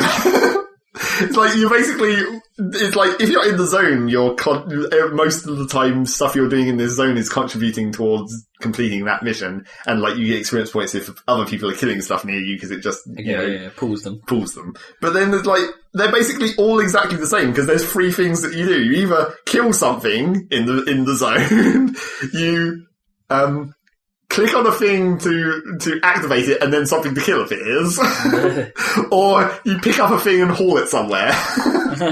Those are like the 3 things that you can do in this zone, and it's always those 3 things. They're just couched in different graphics, basically. So are those separate from the event, the escort event that you showed me? Oh, well, those are like, those are the slightly different ones. Because these ones are basically a fixed location in the game. It's like basically every major like farm or castle or whatever has one of these guys in it who's like, help me with this thing for a while. Like the farm you showed presumably has that fire event you were telling me about. Yeah. Before.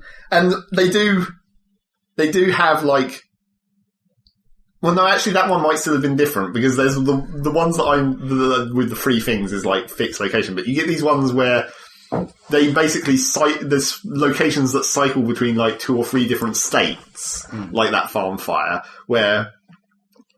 Oh, well, what was the other one? Well, the traditional example of that is like when you get like small forts in the world, where it'd be like the enemy has the fort, attack the fort, and then you take over the fort, and now it's defend the fort. Okay. And then if you fail that, they take it back over, and it goes back into the attack state again, or whatever. So it's a bit of persistence there until you get it right. Yeah. So that's like the other kind of world event is like those smaller ones, and that also applies for like the escort missions as well, where it's like staying in the zone. And these just happen in the world, which aren't instants? No. Or well, I mean... server level. Yeah, server. I'm not sure how big the servers are, but... Whatever they called them before, like districts, weren't it, before? Well, yeah. Except now it's more like legitimate separate servers, and then you get them... It was a bit dumb with, like, when you start the game, it's just like, choose a server, and it's just a big list of names. Oh, right. Jeez. So I just chose O'Brien, because it sounded funny. And so totally didn't fit with any of the other names that were all like Ascalon or whatever. So are you allowed character movement then? Yeah, you can. There is some way. I'm not sure how... They had a specific setup for it during the beta, of course, because you might need to move around more, but I'm not sure how it'll be gated eventually. But it has all the classic, like, I discovered the classic important things like the shared stash. The bank is shared between characters, so you can transfer stuff that way, and your crafting storage. Okay. Yeah. And the crafting is kind of weird. Like, you can only choose 2 crafting trees to go down per character. You can switch freely between them, apart from there's some kind of penalty that wasn't really very well explained, and I didn't try it, so I don't know. But it's like as you craft stuff, you unlock the higher tiers of crafting, basically. So you actually have to do it to gain experience in crafting. Dagger, dagger, dagger, dagger, dagger. Yeah, it's a lot like Skyrim. Apart from less shitty. Yeah. And generally, you don't have to make the same thing a million times in order to level up to making something new. So if you make they got it right in the sense that if you make something better, it's worth more than if you make it. If you make good stuff, it's worth more experience, basically. Yeah. Dagger, dagger, dagger. But that's going to be weird if we're going to play that in multiplayer, because it's like we'll have to choose trees that don't overlap so we don't use each other's materials all the time. That's true. That's true. Because it's like, I had because obviously I wanted to make equipment for my guy, so I had like Huntsman, which was for the rifles and pistols and stuff that my engineer was using, and like medium armor. So that made sense. But then there's like cooking, and I kept picking up lots of cooking ingredients, and it's like, these are totally useless to me because I'm not on the cooking tree. I'd have to trade them to someone else, and they'd have to do cooking. And then I made another character to see what the fuck cooking was about. This is my chef. Yeah. Chef class. And cooking is really fucking expensive, as it says. When you go up to the trainer, it's like, do you want to become a cook? Are you sure this is going to cost you a shit ton of money? Well, why does it cost so much then? I think it's just because there's like twice as many crafting ingredients for cooking as there is anything else. So it's like inherently everything is more rare. Oh, right. But why? I'm not sure. It's like, I don't know what the end products are going to be. People gotta eat in this world, right? Well, not really. So somehow in this world people are like, if we're thinking about this sensibly, it's cheaper to forge a knife than it is to give someone a bun. Well, no one's thinking about this sensibly. But it's like and to build infinite ammo flamethrowers. Well, the flamethrower doesn't even get built; you just have it. But yeah, I'm not sure what is the end product of cooking going to be is the real question. Because I mean, obviously, when you think about weapons and armor, it's obvious what the end product of that's going to be. It's going to be awesome weapons and armor. Yeah. But what are the like uber buffs that the last levels of food are going to give you? Cake is a lie. Yeah, probably. I got a lot of grumble cakes. Grumble cake. Which is really weird. Is it cake that's not happy about you eating it? Well, it says the little text quote is like, it goes down rough. Grumble cakes. But I got that was mainly what dropped out of that random world boss. The first time where I just ran up and shot it once and got gold participation, and I was like, oh, that's over now, I guess. Go and loot the chest. And I got some grumble cakes out of that, and then when I came back again and did it more legitimately, it was like, oh fuck, more grumble cakes. Apparently that boss just liked giving me grumble cakes. So can you cook a cake into something else, or does that not count as a cooking ingredient? Possibly, because when I was experimenting with the cooking, it was like you don't generally cook with cakes, though. Well, it's like you make bread and then you make a hamburger. Well, that's okay. That makes sense. But with cake, yeah, but I'm sure they'll really transmute cakes. I'm sure they'll invent some way to use a cake as a cooking ingredient. Cake mutations. Yeah. So yeah, That's lots of Guild Wars to be done. You're quite quiet on this, Kips. I thought you'd be more interested in Guild Wars, but... Well, I haven't played it, so... Well, no, but No, but I thought you'd be more intrigued by Guild Wars. Well, I've seen a lot of videos on it. You played a lot more I've Guild Wars 1 than I did. I've seen a lot of videos of Guild Wars 2. And one thing you didn't mention, which is quite interesting, is you can go underwater now. Oh, yeah. well, if you call that quite interesting. Well, it's just interesting the fact that you get completely different abilities when you're underwater. Sucky abilities. It really annoyed me when I went underwater, and it was like suddenly, because when I'm above ground, I mean, you have your basic. You don't even really have a basic attack. That's one of the weirder things. Like your first skill slot is your auto attack. It's like there's no like just shoot your gun. It's always a skill, but it auto cycles by itself, so you don't have to do anything. Which is really, and it's especially weird because on my engineer, it's an explosive shot which does bleeding, and it's like that's kind of weirdly powerful for your generic repeating attack. But I don't know. I think the other ones are because I also tried a Guardian character, which is like, well, Paladin, I guess, like monk / warrior. Now that there's no straight up monk. And that has, like, its repeating attack is like a 3-step hitting combo that ends with, like, an area of effect heal or something. And that was weird. So, yeah. Underwater is kind of sucky. I had real problems with it because, like, the basic auto-repeating underwater attack it homes in, so it's like... Torpedoes. Yeah, torpedoes. But it does shit all damage compared to my actual guns, even though I upgraded my harpoon gun or whatever. I have to admit, your engineer class looks fucking mental. It's funny. Because, you're just randomly switching weapons. You've got flamethrowers, you've got bombs, you've got a glue gun that makes the floor sticky. Well, that's one of the abilities. That's not even a specific weapon. No, but it just looks mad. But... the one thing is the combat looks a lot more mobile. Yeah. And like that looks like a significant improvement because it's like you move and fire at the same time. You don't have to stand still to do stuff. Although it fucked me up so much at the start of the game because I've been used to playing Guild Wars 1. I kept jumping all the time because in Guild Wars 1 you push space to target your attack and then start doing the auto attack. But in Guild Wars 2 now you have a jump, so I'd just be like running up to battle and going woo. I'd be jumping all the time, man. Yeah, basically. Just because it looks retarded. So yeah, that screwed me up for quite a while until I was like, no, you have to push 1 to initiate your attacks, and then you don't have to stand still. You can actually run around while you're still shooting. The combat looks a lot cooler now because it could be quite fast paced in some elements of Guild Wars, but then the controls and the way you moved about didn't seem so. Well, they all locked you into place for a lot of things. It seemed like a bit of a mismatch. They wanted to go for a slightly faster paced combat in Guild Wars 1, but then had this shitty movement scheme to go with it that made it kind of not. Yeah. And it's like now it seems they balanced that out, so you at least play it a bit more. But everything is play the fight. Although, as we suspected from some of the preview videos, it's so fucking hard to tell what's going on. It's just a mash of random things flying and exploding all over the place. They look kind of cool. It looks kind of cool. But yeah, you're right. I suppose that was always a bit of a problem with Guild Wars, though. It was always kind of hard to tell what people were doing. Well, and then a fight always ended in someone casting like a fire rain too late. So it'd just be like, it's like everything's dead. That still happens quite a lot. Except now the fire rain is like a giant... It's a really weird thing. Well, I think there is still a fire rain type thing. And there's an arrow rain that archers can... rangers can do. But there's like the equivalent of that basic fire rain is going to like this giant fiery rock kind of appears out of nowhere in midair and goes for like 10 seconds and then goes poof. So it's like everything's already dead. Poof. The thing is, the combat looks so much more fuddy. Yeah. If you know what I mean. There's a lot more impact to it. Because there was basically no impact on a lot of the stuff in Guild Wars. As my fantasy sound demonstration last time would go about. There's all...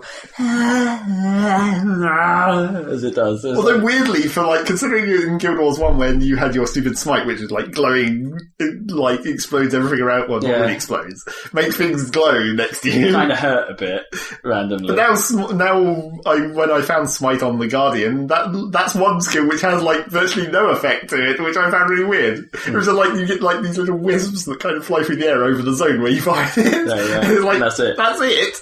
Everything else is like bang, bang, poof, line of fire, woof, nice smoke and haze effects going on. Bang, smash, bang, ah! Yeah. Although it does do a shit ton of damage, which is maybe the best thing about it. It's like it's disguised damage. You don't notice that it's doing... Although... the one time where when I kept forgetting to move, when I stood in an area of affected ag, it was like, holy fuck, that just killed me. Like, it just wears down your health so quickly if you don't remember to move the fuck out of the way. Oh, right, so you can take self-damage off certain things. No, it wasn't one of my attacks. Someone it was used an it attack against from you. something else.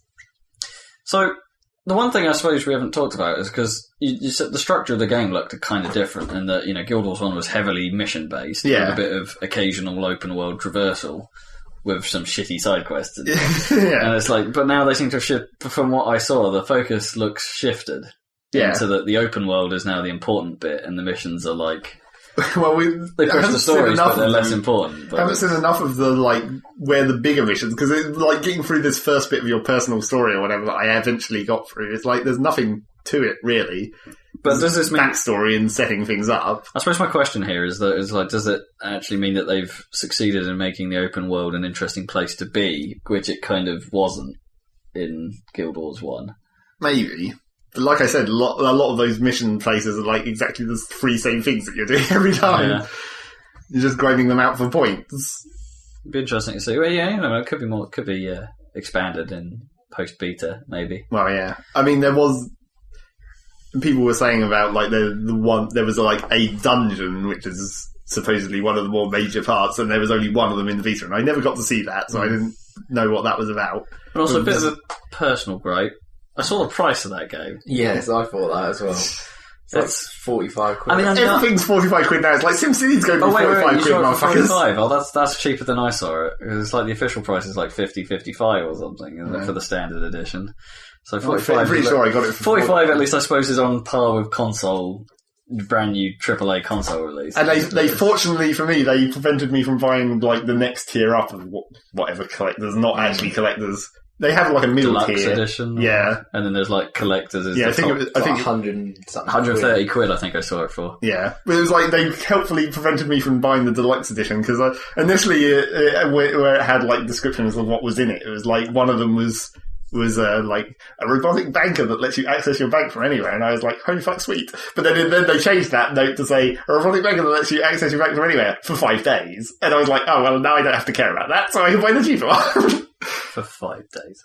Well, as it turns out, they have a separate, like Spiral Knights, they have a separate type of separate currency that you can trade between regular gold and this special currency that lets you buy special shit. With some real money involvement, presumably. Yeah, you can real money to buy this special currency if you want, in the classic style, of a semi-free-to-play-esque style. But it's one of the things you can buy using that special currency is access your bank from anywhere as a one-shot. So you can buy a stack of these items that let you do it wherever you want. Mm. And they're quite cheap, I guess. I didn't really know what the conversion rate is, but it was relatively good. And that's where you also you can also use that money to buy the stuff like character slots and the shared bank upgrades. You can buy that with that money, which is kind of interesting because it means that you can be able to buy stuff like character slots without having to actually pay real money, because you can theoretically just use in-game gold to trade for that currency because someone else has paid for it somewhere. Yeah. It's the same style as Eve, I guess. Paying for game time with in-game cash. Yes. So that'd be kind of nice. Oh, yeah, that would be alright. Although, in theory, you won't need more than 5 slots because that's enough for one for each race. Yeah, I suppose it depends how much that currency system gets involved later on in the game, I guess. No, I don't know. It doesn't seem like there's any reason for it to be anything more than just this, the standard sort of cosmetic and that kind of stuff. Monocle. Yeah, exactly. $70 monocle. So, what's your general thought then? I want to play more of it. God damn it! I've been so as soon as it stopped, I was like, "Damn! I wish I could carry on playing this." I didn't think I would, but then it's that classic sort of grindiness that I like, I guess. But do you think there is going to be more than that grindiness? I mean, is it going to be? Well, is it enough to be properly interested in? Well, this might actually give me a chance to get into actual PvP, because I think now that they've got this whole sort of more generalized structure that's not necessarily based so much on the guilds, like the world versus world, where it's just anyone from that server can just go in there and fuck with each other in teams. That seems like it might be because especially once it gets to larger numbers of people, because then it doesn't matter so much if I'm shit. So do you think the combat will lend itself to a more skill-based form of PvP? I mean, actual player skill, not skills. Well, maybe not, because I mean, like originally in the older Guild Wars, you had, when it was just 8 people, everyone mattered a lot more. Whereas I think in this one, it will be okay to be like less skilled. You can just get in there and spam some shit. But then I wonder what the point is. Well, It's got like a system where you take over castles and things. yeah, it's got It's like, not like- Oh, right, so it has objectives. It's not just a... yeah, It's not like not just a big melee. Although that'd be pretty funny. you've got like a big map and you have certain points that you can capture, and then you can build Although the trouble things with like that, catapults and stuff to help you interesting. take them over and stuff. Okay, that does sound kind of interesting. of course, the trouble with that will be the server population issue. Because it's basically 3 different servers fighting each other. And if you happen to be on a low population server, you might be fucked. We'll see. Well, there might be incentives to spread to a low pop. Low Or pops might have better maybe you'll just get a buff or something. Yeah. It's like PlanetSide, basically, probably. Yeah. How it used to buff you when you were on the team with the least people. Which people... there has been some more hands-on time with PlanetSide coming out over the Yeah, I last week. signed up for the beta for that, but that might appear eventually. It was convenient that there was actually another Guild Wars 2 beta weekend when I decided to remember to buy that. Because I missed the previous one. Don't get me wrong, there's quite a lot about Guild Wars 2 that I find intriguing. Well, you're going to play it anyway, so... Am I? Okay. yeah, you're going to come with me. And, I'm being forced. Yep. My hand is turned. well, you're like the only person who can do it, apart from Rick. Well, I was thinking Kippers might be more into it than I would be, to be Well, honest. maybe, but I'm not convinced yet, to be honest. Okay. I think my biggest problem with Guild Wars 2 will be like the whole idea of character progression. Because the fact that even if you can bring someone else into your personal story missions, they have their own individual personal story, which basically means that for the same level, you're doing twice as much content. Except it's not really twice as much content, because it's the same content, just sort of veiled in a different way. So that kind of might suck for leveling. You might get over-leveled, except... No, because you don't, do you? Because you, in Guild Wars 2, if you go to a mission that's... they have caps on the missions, so if you go to a... so if you're highly over-leveled, you don't get any experience. No, you drop down to that level. Oh, I see. So you downgrade. Well, that makes sense to So you balance keep the your mission. skills, but then the skills get weaker. Or... I don't know about what happens with your skills, There but must as be a far as I know balancing is you thing. go to, like, if it's a level 5 mission... Yeah, but that still doesn't mean you wouldn't get experience, or does No, it? I think you do gain experience, but You gain can't- experience. Oh, right. You probably would gain. Oh, you'd probably gain as much experience as you did when you were still level 5, which means at Yeah, that point exactly. is probably, the requirements. will Well, yeah, get but bigger. even in that case, if it was just like 2 characters doing each other's personal stories, they'd still be getting enough experience to be over-leveled for like the next bit. Because you'd be doing twice as much as what you'd normally do at that point in the They story. may have thought about that. I hope they have. Yeah. I mean, all the mission, like every mission, the missions on the map and all the missions you get given have like the level number next to them to let you know what level you're supposed to be, which is very helpful. Yeah, that's what I'm saying. You can't be over level because it knocks you back to No, that level when you play it. You can't be over leveled in how difficult it is, but you can be over leveled by getting too much experience overall. Yeah, but it won't affect your game because you can only... No, play it a won't certain affect level. how well it plays, but it will affect like how worthwhile it is spending the time doing that, because you're not really gaining anything from it. Well, Yeah, okay.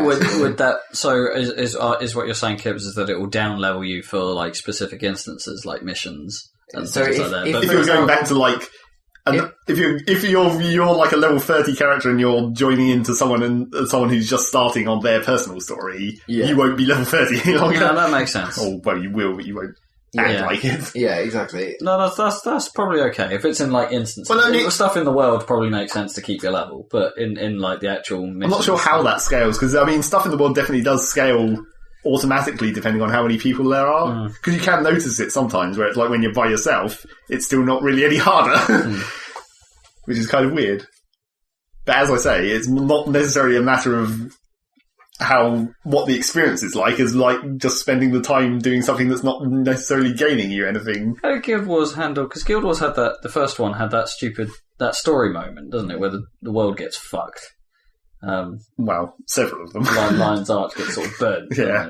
But then does that then force you out of that area? Well, how does the game handle that, is what I mean. Does it look like the noob's only handling the green area and there's no way of you going then to the burnt area until you get to that point in the story? It didn't really change any of those main areas. Segregate? I thought it did. I thought a large portion of the world gets burnt, and well, like Ascalon, like when you leave, well, just gets like the fire rain or whatever comes down, even as you're leaving Ascalon. But there's like you can still go. Although most of the time in like if you go back to missions, it's more obvious if you're going from like a character from one of the other expansions in Guild Wars. Like if you take a factions character and go back into the Guild Wars 1 world, you come in at Lion's Arch because that's the port, and then you can do the story missions from then on. Oh, I see. Like all the jungle missions. But if you travel through the world back to the earlier missions, like Ascalon or whatever, it says like this is a reenactment of what happened in history. I see.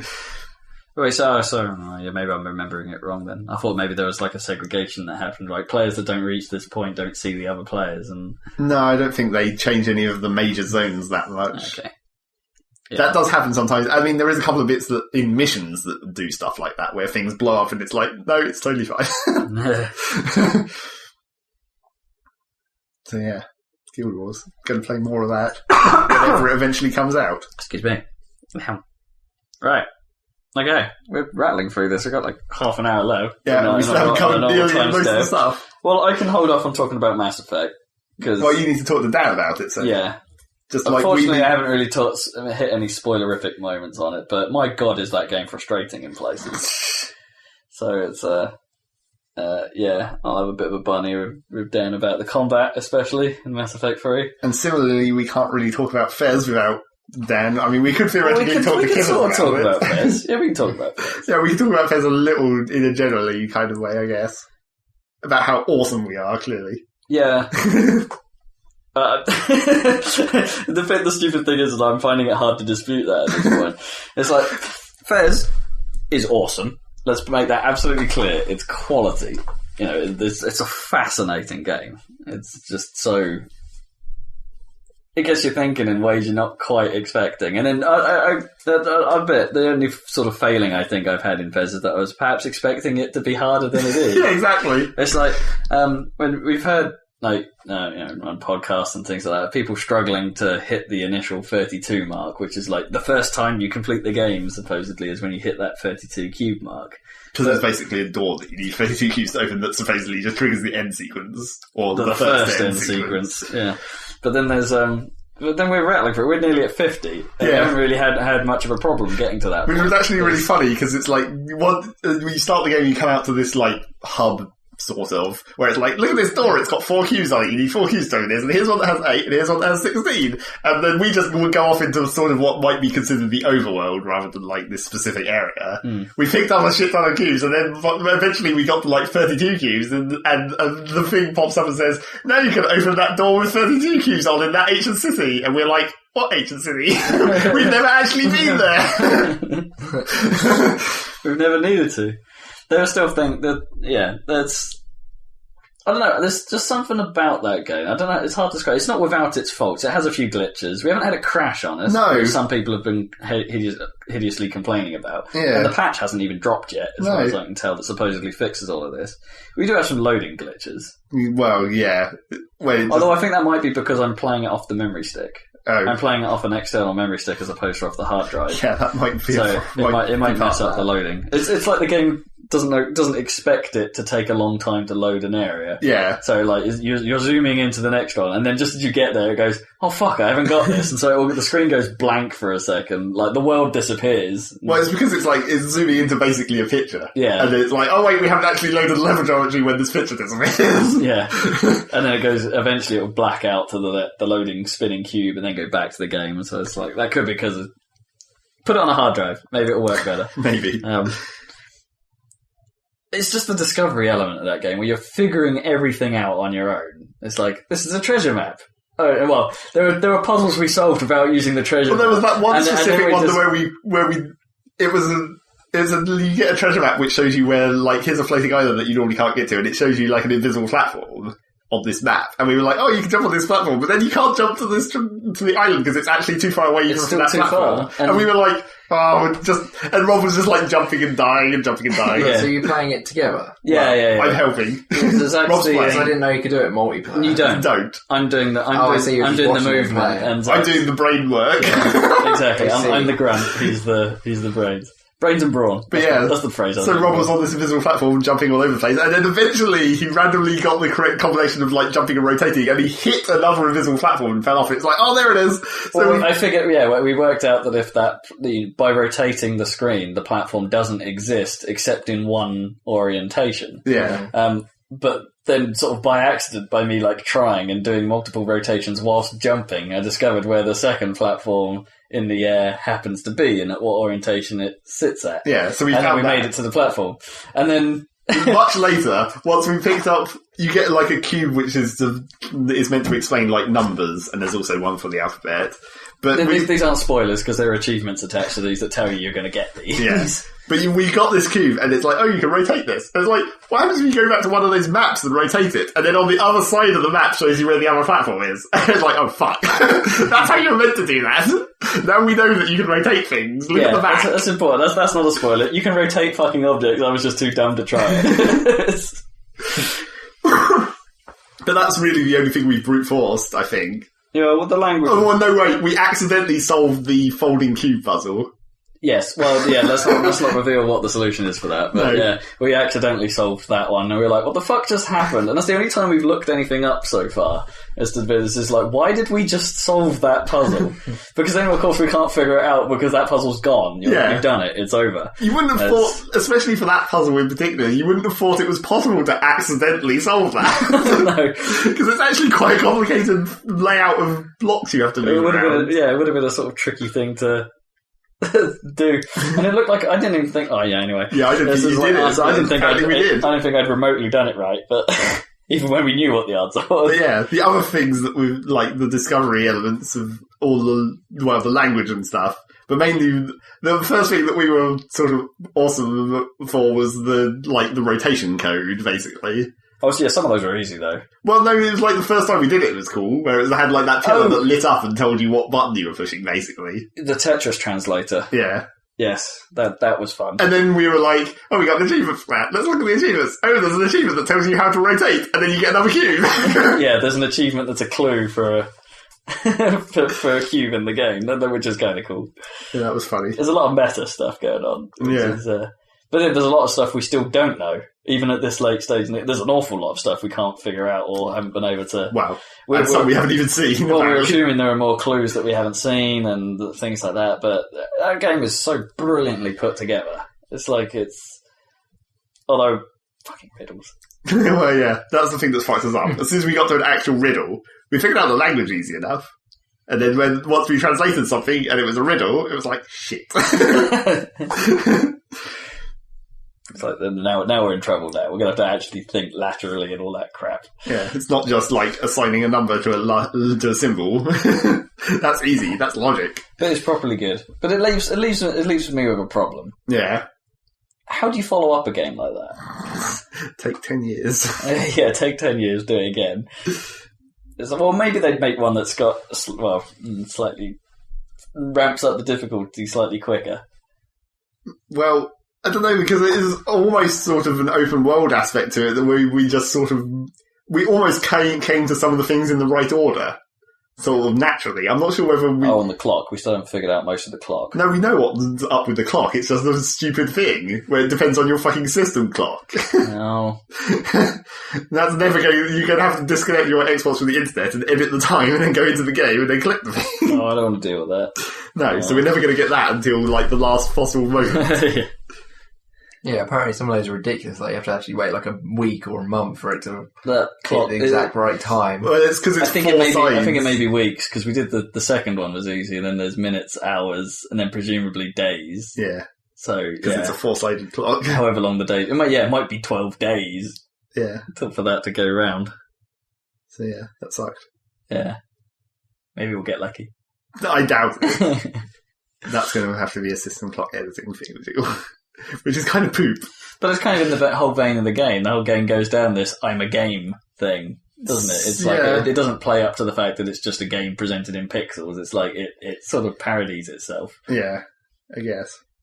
But it starts with a crash, which is funny. The start is fantastic.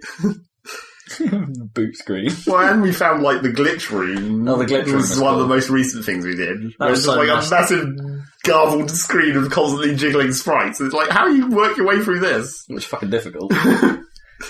And my brain hurt a little bit afterwards after staring at it's all an that epilepsy warning page. Yeah. I'm not sure the game has an epilepsy No, warning. I don't think it did. It really needs one. But yeah, quality game. Definitely. Yeah, there's not many. And considering it was quite cheap. Well, yeah, it didn't come out. We were thinking it was going to come out because it was part of the Summer of Arcade stuff that would come at the elevated price tag, like things like Trials have had. And what did Minecraft come out at? Even more. 1,600. Jeez. Wasn't it? Yeah. Ouch. Yeah, but then this one sort of slots nicely in at 800, and you're like, oh, okay, that's actually not that bad. Yeah. And it's well worth it. I mean, I don't normally say that about a lot of XLR titles, but 800 points for this is good. Yeah. That's the perfect price point. Providing you're good at puzzles. Well, even you can enjoy it even without that. The world is fun to just traverse. Yeah, yes. And Providing you're good at platforming. Providing you're not completely retarded in your provided jumping. you have some sense of spatial awareness, you're fine. I don't know. I love it. I think it's great. Serious. It might be I would put money down now that we put this down for some sort of award at the end of the year. Yeah, maybe. In the GOTYs. In the goatees. Yeah, quite possibly. I'll put it in for music again because I like stupid chip music. The music is great, actually. It's all sort of ambient mostly, isn't it? But there's the odd moment where it's suddenly. Well, there's the musical room. There's the music room, yeah. Oh, that's cool. It's really good. You don't look confused. But... Kippers is bored. Kippers is bored by puzzles. I've seen because our cousin got it and he's played it a lot. Mm. And we're beating him. Yeah. On the leaderboards, we have a better percentage. Oh, he brought it round mine and we had a look at it, and I wasn't that bothered about it. Yeah, it's cool. There's too many stupid little gimmicky things like... That's the whole game. The whole Exactly. game is gimmicks. Exactly, that's not my kind of thing. But every gimmick is original every time. I'm not into stupid games like that, like Braid and things like that. I'm not really interested in things like that. I can understand why you might not like Braid, because Braid's kind of awkward in places. It's like, you know all the mechanics, but actually doing it is kind of... This is very different in that the whole point of the game is to discover the mechanics, which is a different experience. Braid, you can get kind of annoyed at because it's like, this puzzle's fucking impossible. And then you'll like just accidentally, especially with some of the time bending things where it just sort of happens after a while of you trying it. It's like, oh, okay, conveniently I've done something which seems to have put this into the right state so I can achieve this. Yeah. Sweet. Speaking of stupid shit that Rick won't care about, another puzzle game that I purchased and played when it was on sale on Steam. I got that Cube game. Oh yeah. With a cube. Quubby. It's another puzzling platforming game, I guess, except it's in 3D, so it's more like Portal. And like you have, I've heard of that. You move bits of it didn't the world, get great don't you, reviews, this time? did it? well, it's not a very long game, which is the first thing. It's definitely an indie-ish kind of game, you can tell. Which is why I've got it when it's cheap. An hour, 2 hours? Like a couple of hours. Okay. Although then again, this was another case where I was clearly also at puzzles, so... so I didn't have to spend long... But it's like you have like the different coloured bits of walls like extrude in different ways. Where there's basically, it's not complicated. It's like the red thing comes out in 3 steps, and then the yellow thing has like 3 of them that come out in a staircase fashion, and the blue thing is a jump pad. Right. That's about it, really. It's about how you manipulate them, or do you make them in the world, or... No, it's just how you manipulate them to solve the puzzle. And then, it gets more complicated because you get, like, sections of the wall that you rotate so you can have the different things that be on one of the 4 different surfaces of the wall, and that sort of stuff. And then eventually you get, like, magnets where it drags blocks around and you have to, like, levitate them into the air by pushing them upwards and then using the magnets to levitate them at the correct height to activate triggers and stuff. So... I'm trying to put this in a way I can describe. So it's got the aesthetic of Portal. Yeah, quite a lot. But actually doesn't really do much in the way of new, like, puzzle-solving mechanics, I guess. No, well... You're just doing it from first person. I guess. I mean, it's just like it's a kind of puzzle. I don't think I wouldn't say it's not new. But I don't think I've seen anything do particularly these exact mechanics. Okay. But it's not, there's not much to it. Once you get those few mechanics, it's like just different ways to combine them. Although I did get a bit stuck right at the end. I think the other problem with it is like physics.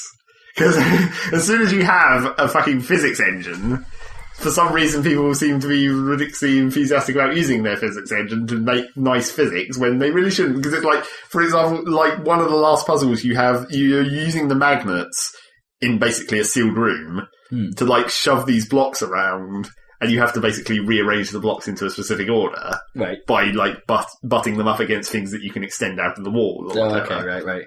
But because those cubes are physics based on like Havoc or whatever, they can like roll off a point or like bump into each other and like when you really want them to just behave. When you want them, we want them fixed to a grid. So it's like that kind of sucks. I mean, it does. How badly does it fuck you up then? Well, there's a big reset button on the wall, so you can just start over. That's still annoying. But it's like you shouldn't have had a physics engine, or at least not that good a physics engine. Yeah, maybe not in that bit. Yeah. But it's like I guess that's sort of a problem with modern games now, because you can't make a bad physics engine. Everything has like what is it based on? I can't remember whether it was Havoc or not, or is it Source or.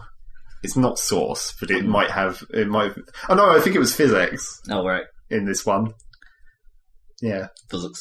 So yeah, that was kind of like too much of a physics engine. Too much physics. Although also, weirdly, conversely to that, it has like absolutely no physics on your player character. Really? Like if there's a moving object or whatever, you can just pass straight through it. Oh really? Yeah, that's kind of odd. Like you get you get these weird little sort of ball robots that trace around the edge of walls or whatever. If you happen to get in the way of one of those, that just goes straight through you. Well, are they not important to the puzzle? Or? No, they are. They're part of the puzzle. It's just like it doesn't want you to cock it up. I see. Well, that's probably okay. Yeah. So it makes sense. But you still get affected by like solid things in the way. Yeah, it's not no-clip mode. Yeah. Okay. And that was about that for that game. Okay, total like marks for Quavi then? I don't know, 6, 7. Like, not like crazy. How much crazy. is it? It was like £5 when I got it on sale. £5 for that? Yeah. It was maybe a little expensive even then. I got Just Cause 2 for £5. That was definitely a very specific sale. I got Duke Nukem Forever for £3. That was not even worth £3. It was awesome though. It was fun. Yeah. It's retarded in every possible way, and it's not what you expected. And it's not a good game, but it's still fun. It's what I expected, totally. And that was that. I basically finished that really quick in like 2 hours. And it has a no story. Like it doesn't even try to explain anything. It's like you wake up, then you start doing puzzles, and then like there's a bit where a lift collapses and you fall down into a dark area, and then you go through that, and then you come out, and then you jump. Then like the station starts blowing up for some reason, and you jump into a skateboard, and it turns out you were on the moon all along, and then that's it. Spoilers. Yeah, big spoilers for totally irrelevant spoilers. So yeah, the no, they go for the no story. Yeah, absolutely no story.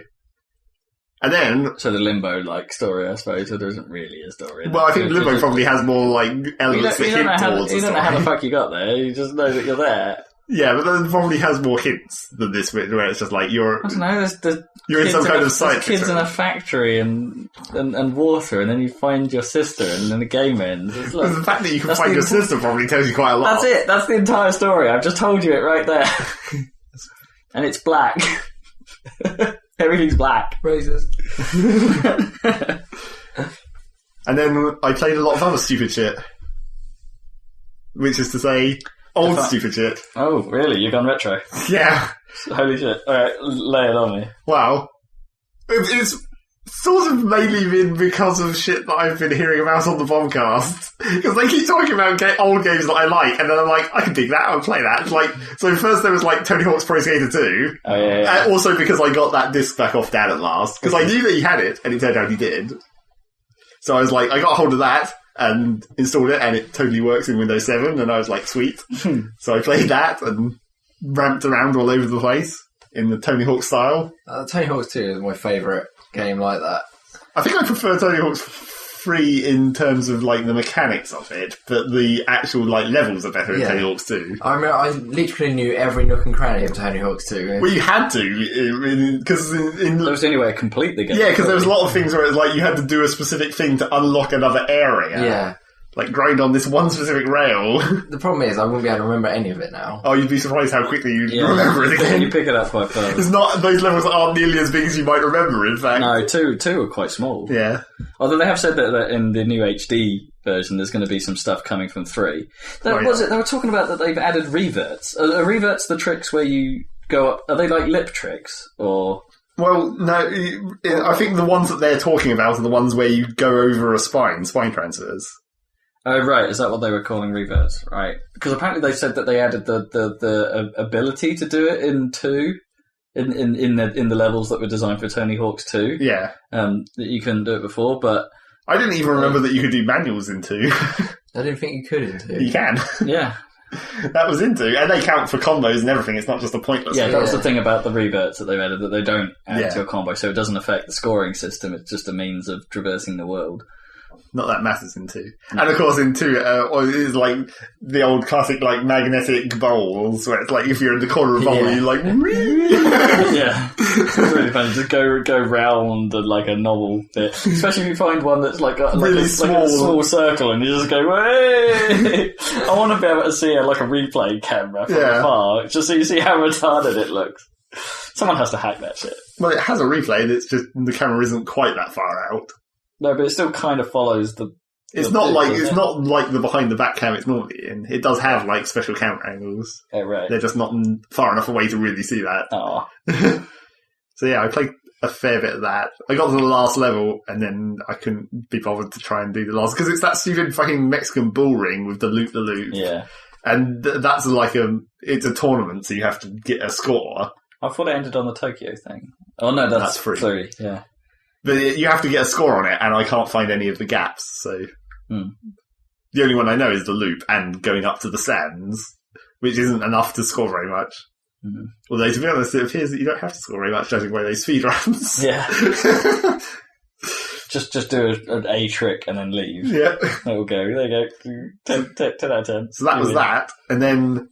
Another thing that they were talking about on the Voncast, which also mysteriously still works on Windows 7, they were talking about Sim Golf. Oh, sweet. Yes, no, I heard them talking about this. And I was like, fuck yeah, Sim Golf, I'll go and play that. And and Ryan was like, I'm going to have to install an XP virtual machine or whatever, and I'm like, really? So I went and installed it. It was like, no, this works perfectly fine on Windows 7, actually. Yeah. And then I sent him a message that said, actually, you can play this on Windows 7, which I don't know whether he's going to get. I might email the Bombcast email as well, just to make sure. Do so. But yeah, so I played some of that.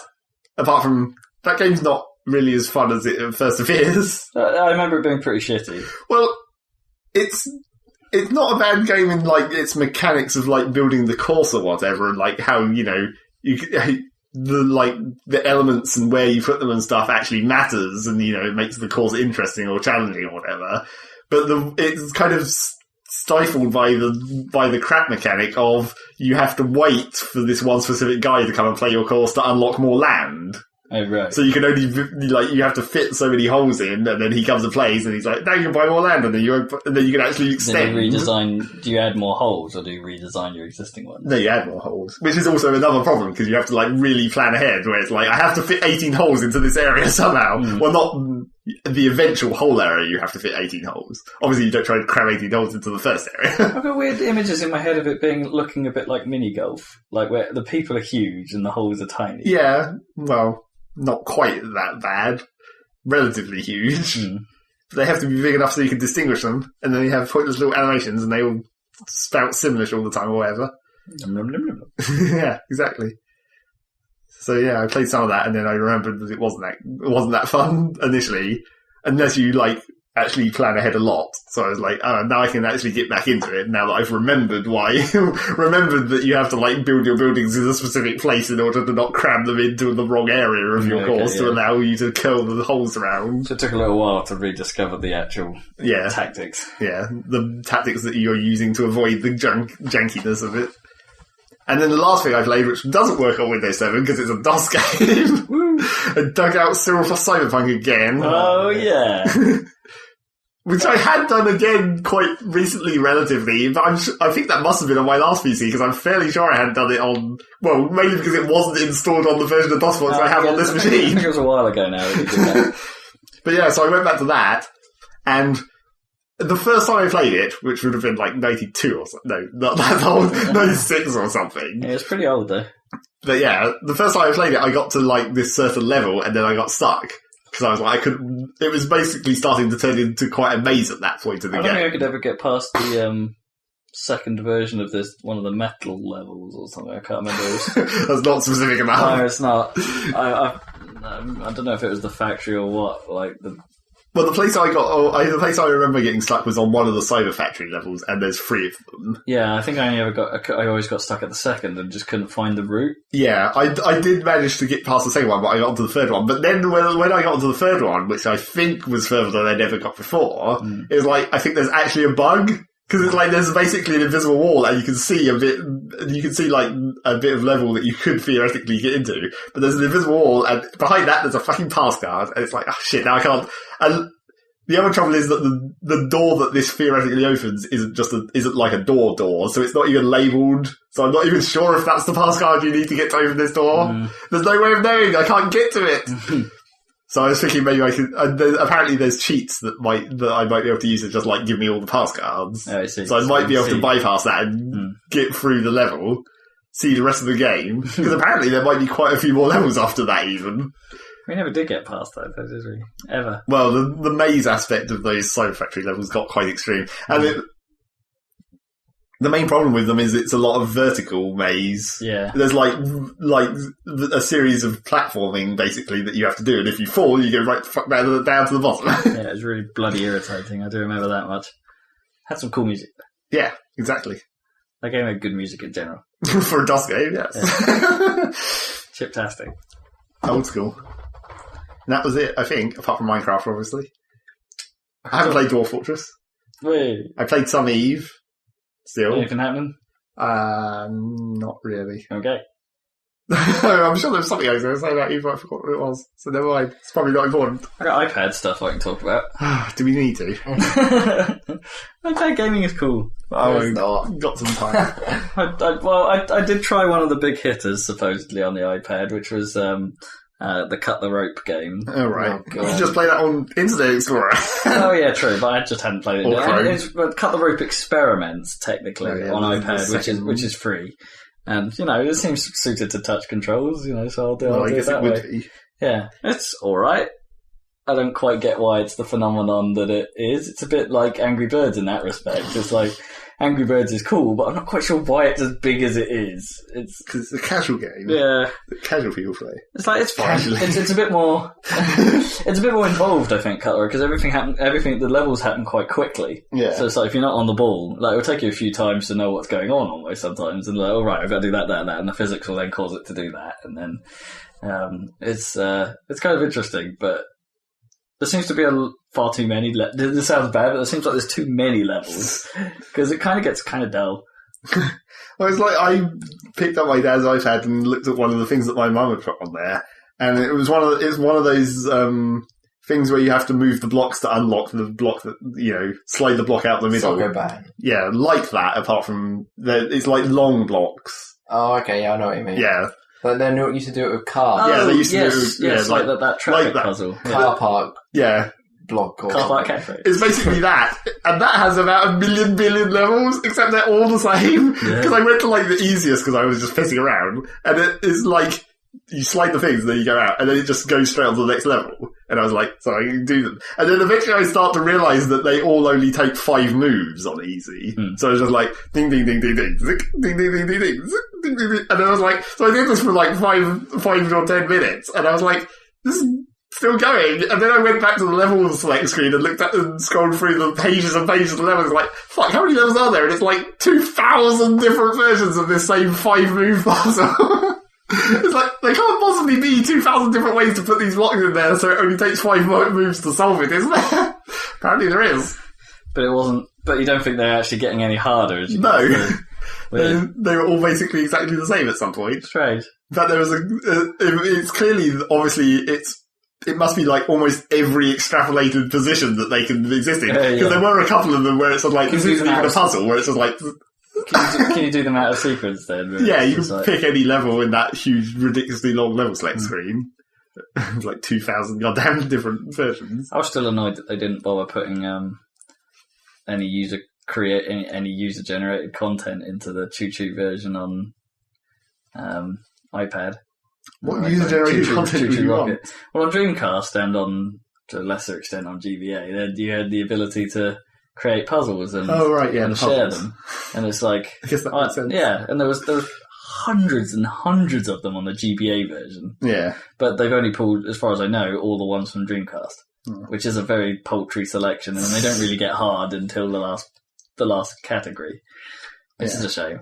So, but Choo-Choo Rocket was amazing anyway. I was thinking of getting it just so to see how the multiplayer works, because you can supposedly it supposedly splits the grid up into so it's like split screen gaming, but you crowd around the iPad, right? And you put your own tiles on your own thing to do the craziness of it.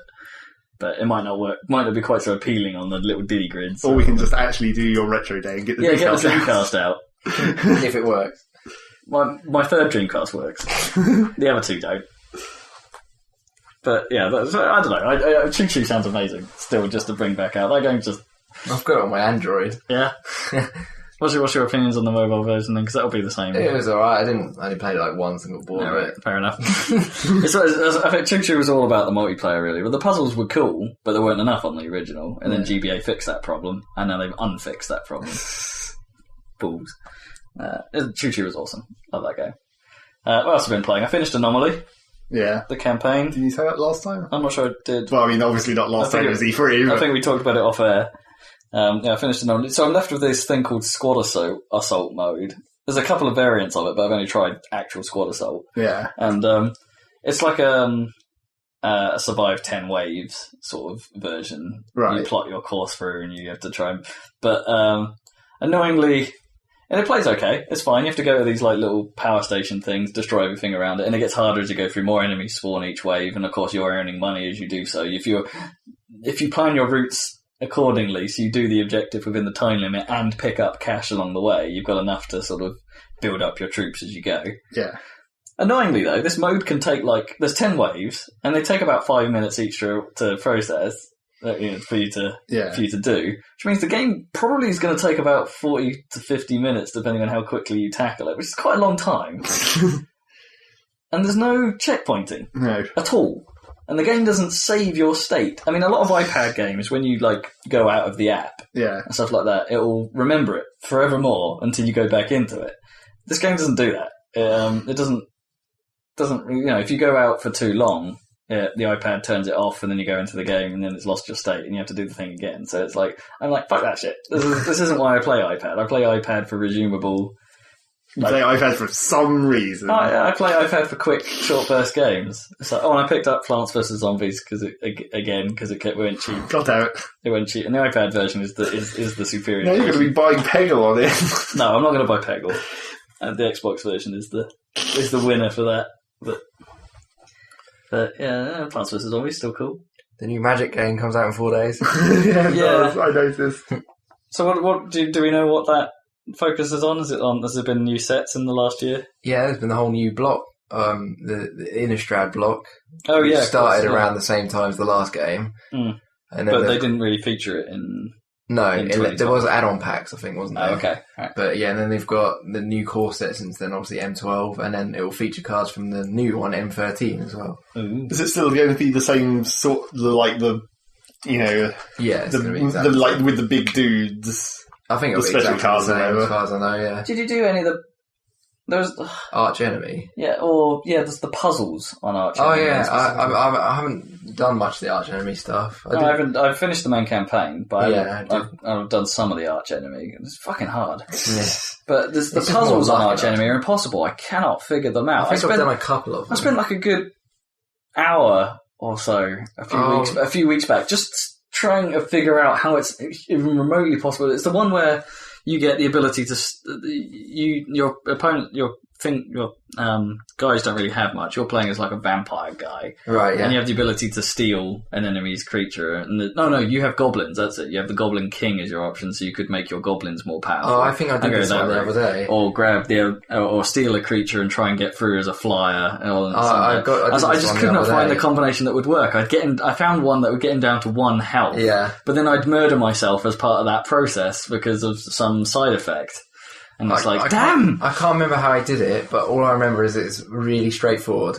Is it? Yeah, it's not complicated at all, but it just took me fucking ages to figure it out. Yeah, it's deceptive, that one. It's like, well, maybe it is just like, just tell everyone to attack, or just put those creatures down and go. But it's like he always seems to have just enough creatures to block everything. Not just enough damage to... Yeah, no, it is simple. I just can't remember how to do it. Balls. But I can probably show you if we look at it or something. Yes, I might need to revisit that. Magic is awesome still. Yeah, it's alright. It's alright. I find myself not really wanting to play it above other stuff, but it's still... Well, the thing is, I wish it was more than what it is. Like, if there was a proper version and if it didn't have the it, fucking loading pauses on the Xbox version. Like, so it might be better getting on Steam, because apparently you don't get them. Well, yeah, I did play the PC version of the last one a couple of times, and it did seem a bit quicker and stuff. But because it's a pain in the ass if you just want to go to the deck manager and you have that epic loading pause. Yeah. It's like, yeah, it's not good for that. But yeah, stream load the cards. I wish they just have like a free version of the they've got Magic Online, which is basically the same as the paper one, and you have to pay virtually the same amount. Yeah. Which is kind of cool, like for people like me who can't actually play with people. But I like having the cards. Yeah, the cards add something. So it's a tabletop game for a reason. Yeah, but the only way I could possibly play it is if I played the online version, which sucks. But I wish they'd just make a more fully fledged standalone game. Like, I suppose it's tricky because the Magic's main money acquisition is through buying expansions and buying things like that. And exactly, it would cut into their market if they did it. It just sucks because they used to do it. Yeah, they did it a couple of times back in like '97.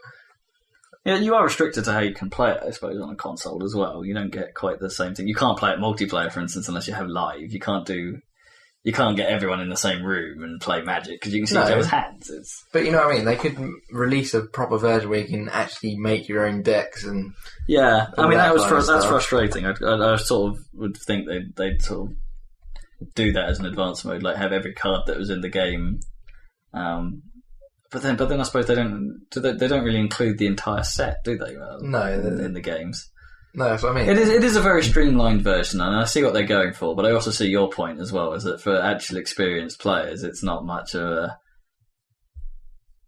There's a lot of limitations that you kind of wish. Well, I wouldn't put that in there, and I wouldn't do that. It's and mainly because like even online, it's not very interesting because you're all limited to using exactly the same cards. Yeah, I have a few other flaws, and I think there's a few other flaws in 2012. In that if you are new to Magic and you start playing 2012, not every mechanic is very clearly explained. No. In fact, a lot of the obvious effects, like effects that you get on the cards, there's a few of them that it's like I just want to know about the detail on this. Like, I think Shroud and things like that appear in the game. What is it? Well, one of the vampiric skills, the Bloodlust, I think it is. I can never quite remember how they work. And it's and the game doesn't provide help for those. It's just like, well, what the fuck's going on? What does that actually mean? I could just look it up. But it's like, Doesn't it tell you? No. On the card? No. No? Not those ones. Shroud. Oh, can't you... Doesn't it have a thing where you can click the Bloodlust and it'll come up with a tooltip? I think you can. No, I remember you just zoom like into it, and it's like, the ones that are abilities do that. I think. But I don't know. Yeah, so it has a few flaws. Like you'll need Wikipedia. or some rule guide if you're. For a game that's supposed to be for noobs, it's not very noob friendly in places. No, the tutorials aren't great. No, they're not brilliant. But it's a much easier tool than any kind of actual physical product they have to teach you. It's the best attempt they've done so far. Maybe they'll address that in 2013. But because in the actual physical paper Magic, there's literally nothing that teaches you how to play it now. There's no like. Yeah, really. Well, they don't even throw in a full-on rules guide or. Like those intro packs. Do you have to buy the start? Yeah, they used to have the starter packs, anyway, with like the cardboard board. There's no starter edition. There's none of that. The only things are the intro packs, which is basically just a deck. Just a deck. There's no. That's kind of shitty. There's no like the starter packs where it actually teaches you step by step how to play the game, like they used to. There's nothing like that now. That's kind of disappointing. So, I don't understand how new people can actually get into it. They don't want new people this year. Maybe that's the whole idea of like now that it seems to be going annual. Maybe they won't do like. It always was annual though. Well, yeah, but now that they're like branding it more annually, maybe they won't try and draw in new people every year. It'd be like maybe that's too much like spending money on drawing in, trying to like cater for new people every year. Maybe it'd be better just to do it every other year. Yeah, but they haven't done it for years. That's what I'm saying. There's been no starter thing for like since I was playing virtually. Yeah, I don't remember much happening on that front, but. Because they got rid of all that crap. Yeah, I guess. The only thing is... All they have to do is shove one of those little rule books in the box again. That'll be fine. They have some kind of rule pamphlet, but it's not enough. You need a proper guide. You need a step-by-step. You need to play a few practice games to get the idea of some of the concepts. And even then, some of the more complex abilities still and complicated things to me, let alone... it is a complicated game. Yeah, it's very complicated. Oh, I tried teaching Jamie, but it's just, she understands the fundamentals of it, but to be good at it... Yeah, it takes a long time. Yeah. It's like we were teaching Gnome, weren't we, at one point? She picked up a lot of it, but it was just when to do things and... Yeah. The sort of like the style and the decks that you use in the video game are a bit better at that because they tend to be a bit more do it now. Mm. You know, the strategies we tend to play and the decks that we have, they often sort of end up being kind of turtley. And as usual. Yeah. But whereas the game forces a bit more aggression at you. That's how it is now in the modern game. It's much less... Which is cool. I kind of like it. Yeah, I actually like... I find it hard that way because it's against my nature, but it's cool. I obviously buy a lot of the cards and stuff now just for collecting it because it's awesome. Mm. And you can see from a lot of the cards that are printed, it's a lot more creature focused now and a lot more about actually attacking and... Whereas before it was a lot of control decks and things like that, where it's all spells and, trying all that sort of trickery. Yeah. Lots of trickery, which is very annoying. It's more just a case of beating people in the face now. There's obviously still spells and tricks and shit that you can do, but it's much more focused now on actually attacking and... Well, we'll see. We'll see where that goes when the next few sets, I guess, and things. It'll get more complicated until they do another reset, I suppose, of the rules. Yeah. Anyway, you can hear probably more from Kippers about Magic on the Magic the Gathering UK YouTube channel. Check it out for his pack breaks and hand models and cats, occasional cats. Yeah. You'll probably have to see if I've got any cards that you could put in your sliver deck. Oh man, that whole thing. Because I've probably got quite a few cards that would improve it. Mox Diamonds. I have a Mox Opal, I think, which is one they printed recently, which might be useful. Moxiness. Gotta love that Mox. Yeah, we've overrun by about 10 minutes, so we might as well wrap this up. I'm not sure I have anything else really that I wanted to talk about. I might die if we don't leave this room soon. Okay. It's way too hot in here, and I haven't eaten anything, and it's fucking 8 o'clock. Monday Night Combat is okay. That's all I'm saying on that for now. Can I just add that the artwork No, you Diablo can't. 3, the art in Diablo 3 is freaking awesome. It's a really good looking game. It does look pretty. That's a great statement. I wish I'd got the limited edition version just for the artwork, because that thing would be immense. That sounds like it would suit. It does indeed. Anyway, And now that Zach has pointed it out, now I know that it's hot and crap in here. And Gnome did walk in at one point during this Open the recording. door slightly, and there's such a nice breeze coming from over there. Well, I was worse. Well, she's now closed the door fully, which I didn't have it set up for, which might be why it's getting warmer. And she also did come in and go, "It smells in here." It was already pretty warm. Yeah. Anyway, thank you for listening to the Saladcast on Saturday, the day, Some Saturday. Saturday, the day of the month, the year. Oh, there's a cat. We're now being joined by Minimoo, which is an appropriate moment for us to leave. So thank you very much. Say goodbye. Ciao. Zach? No. Bees.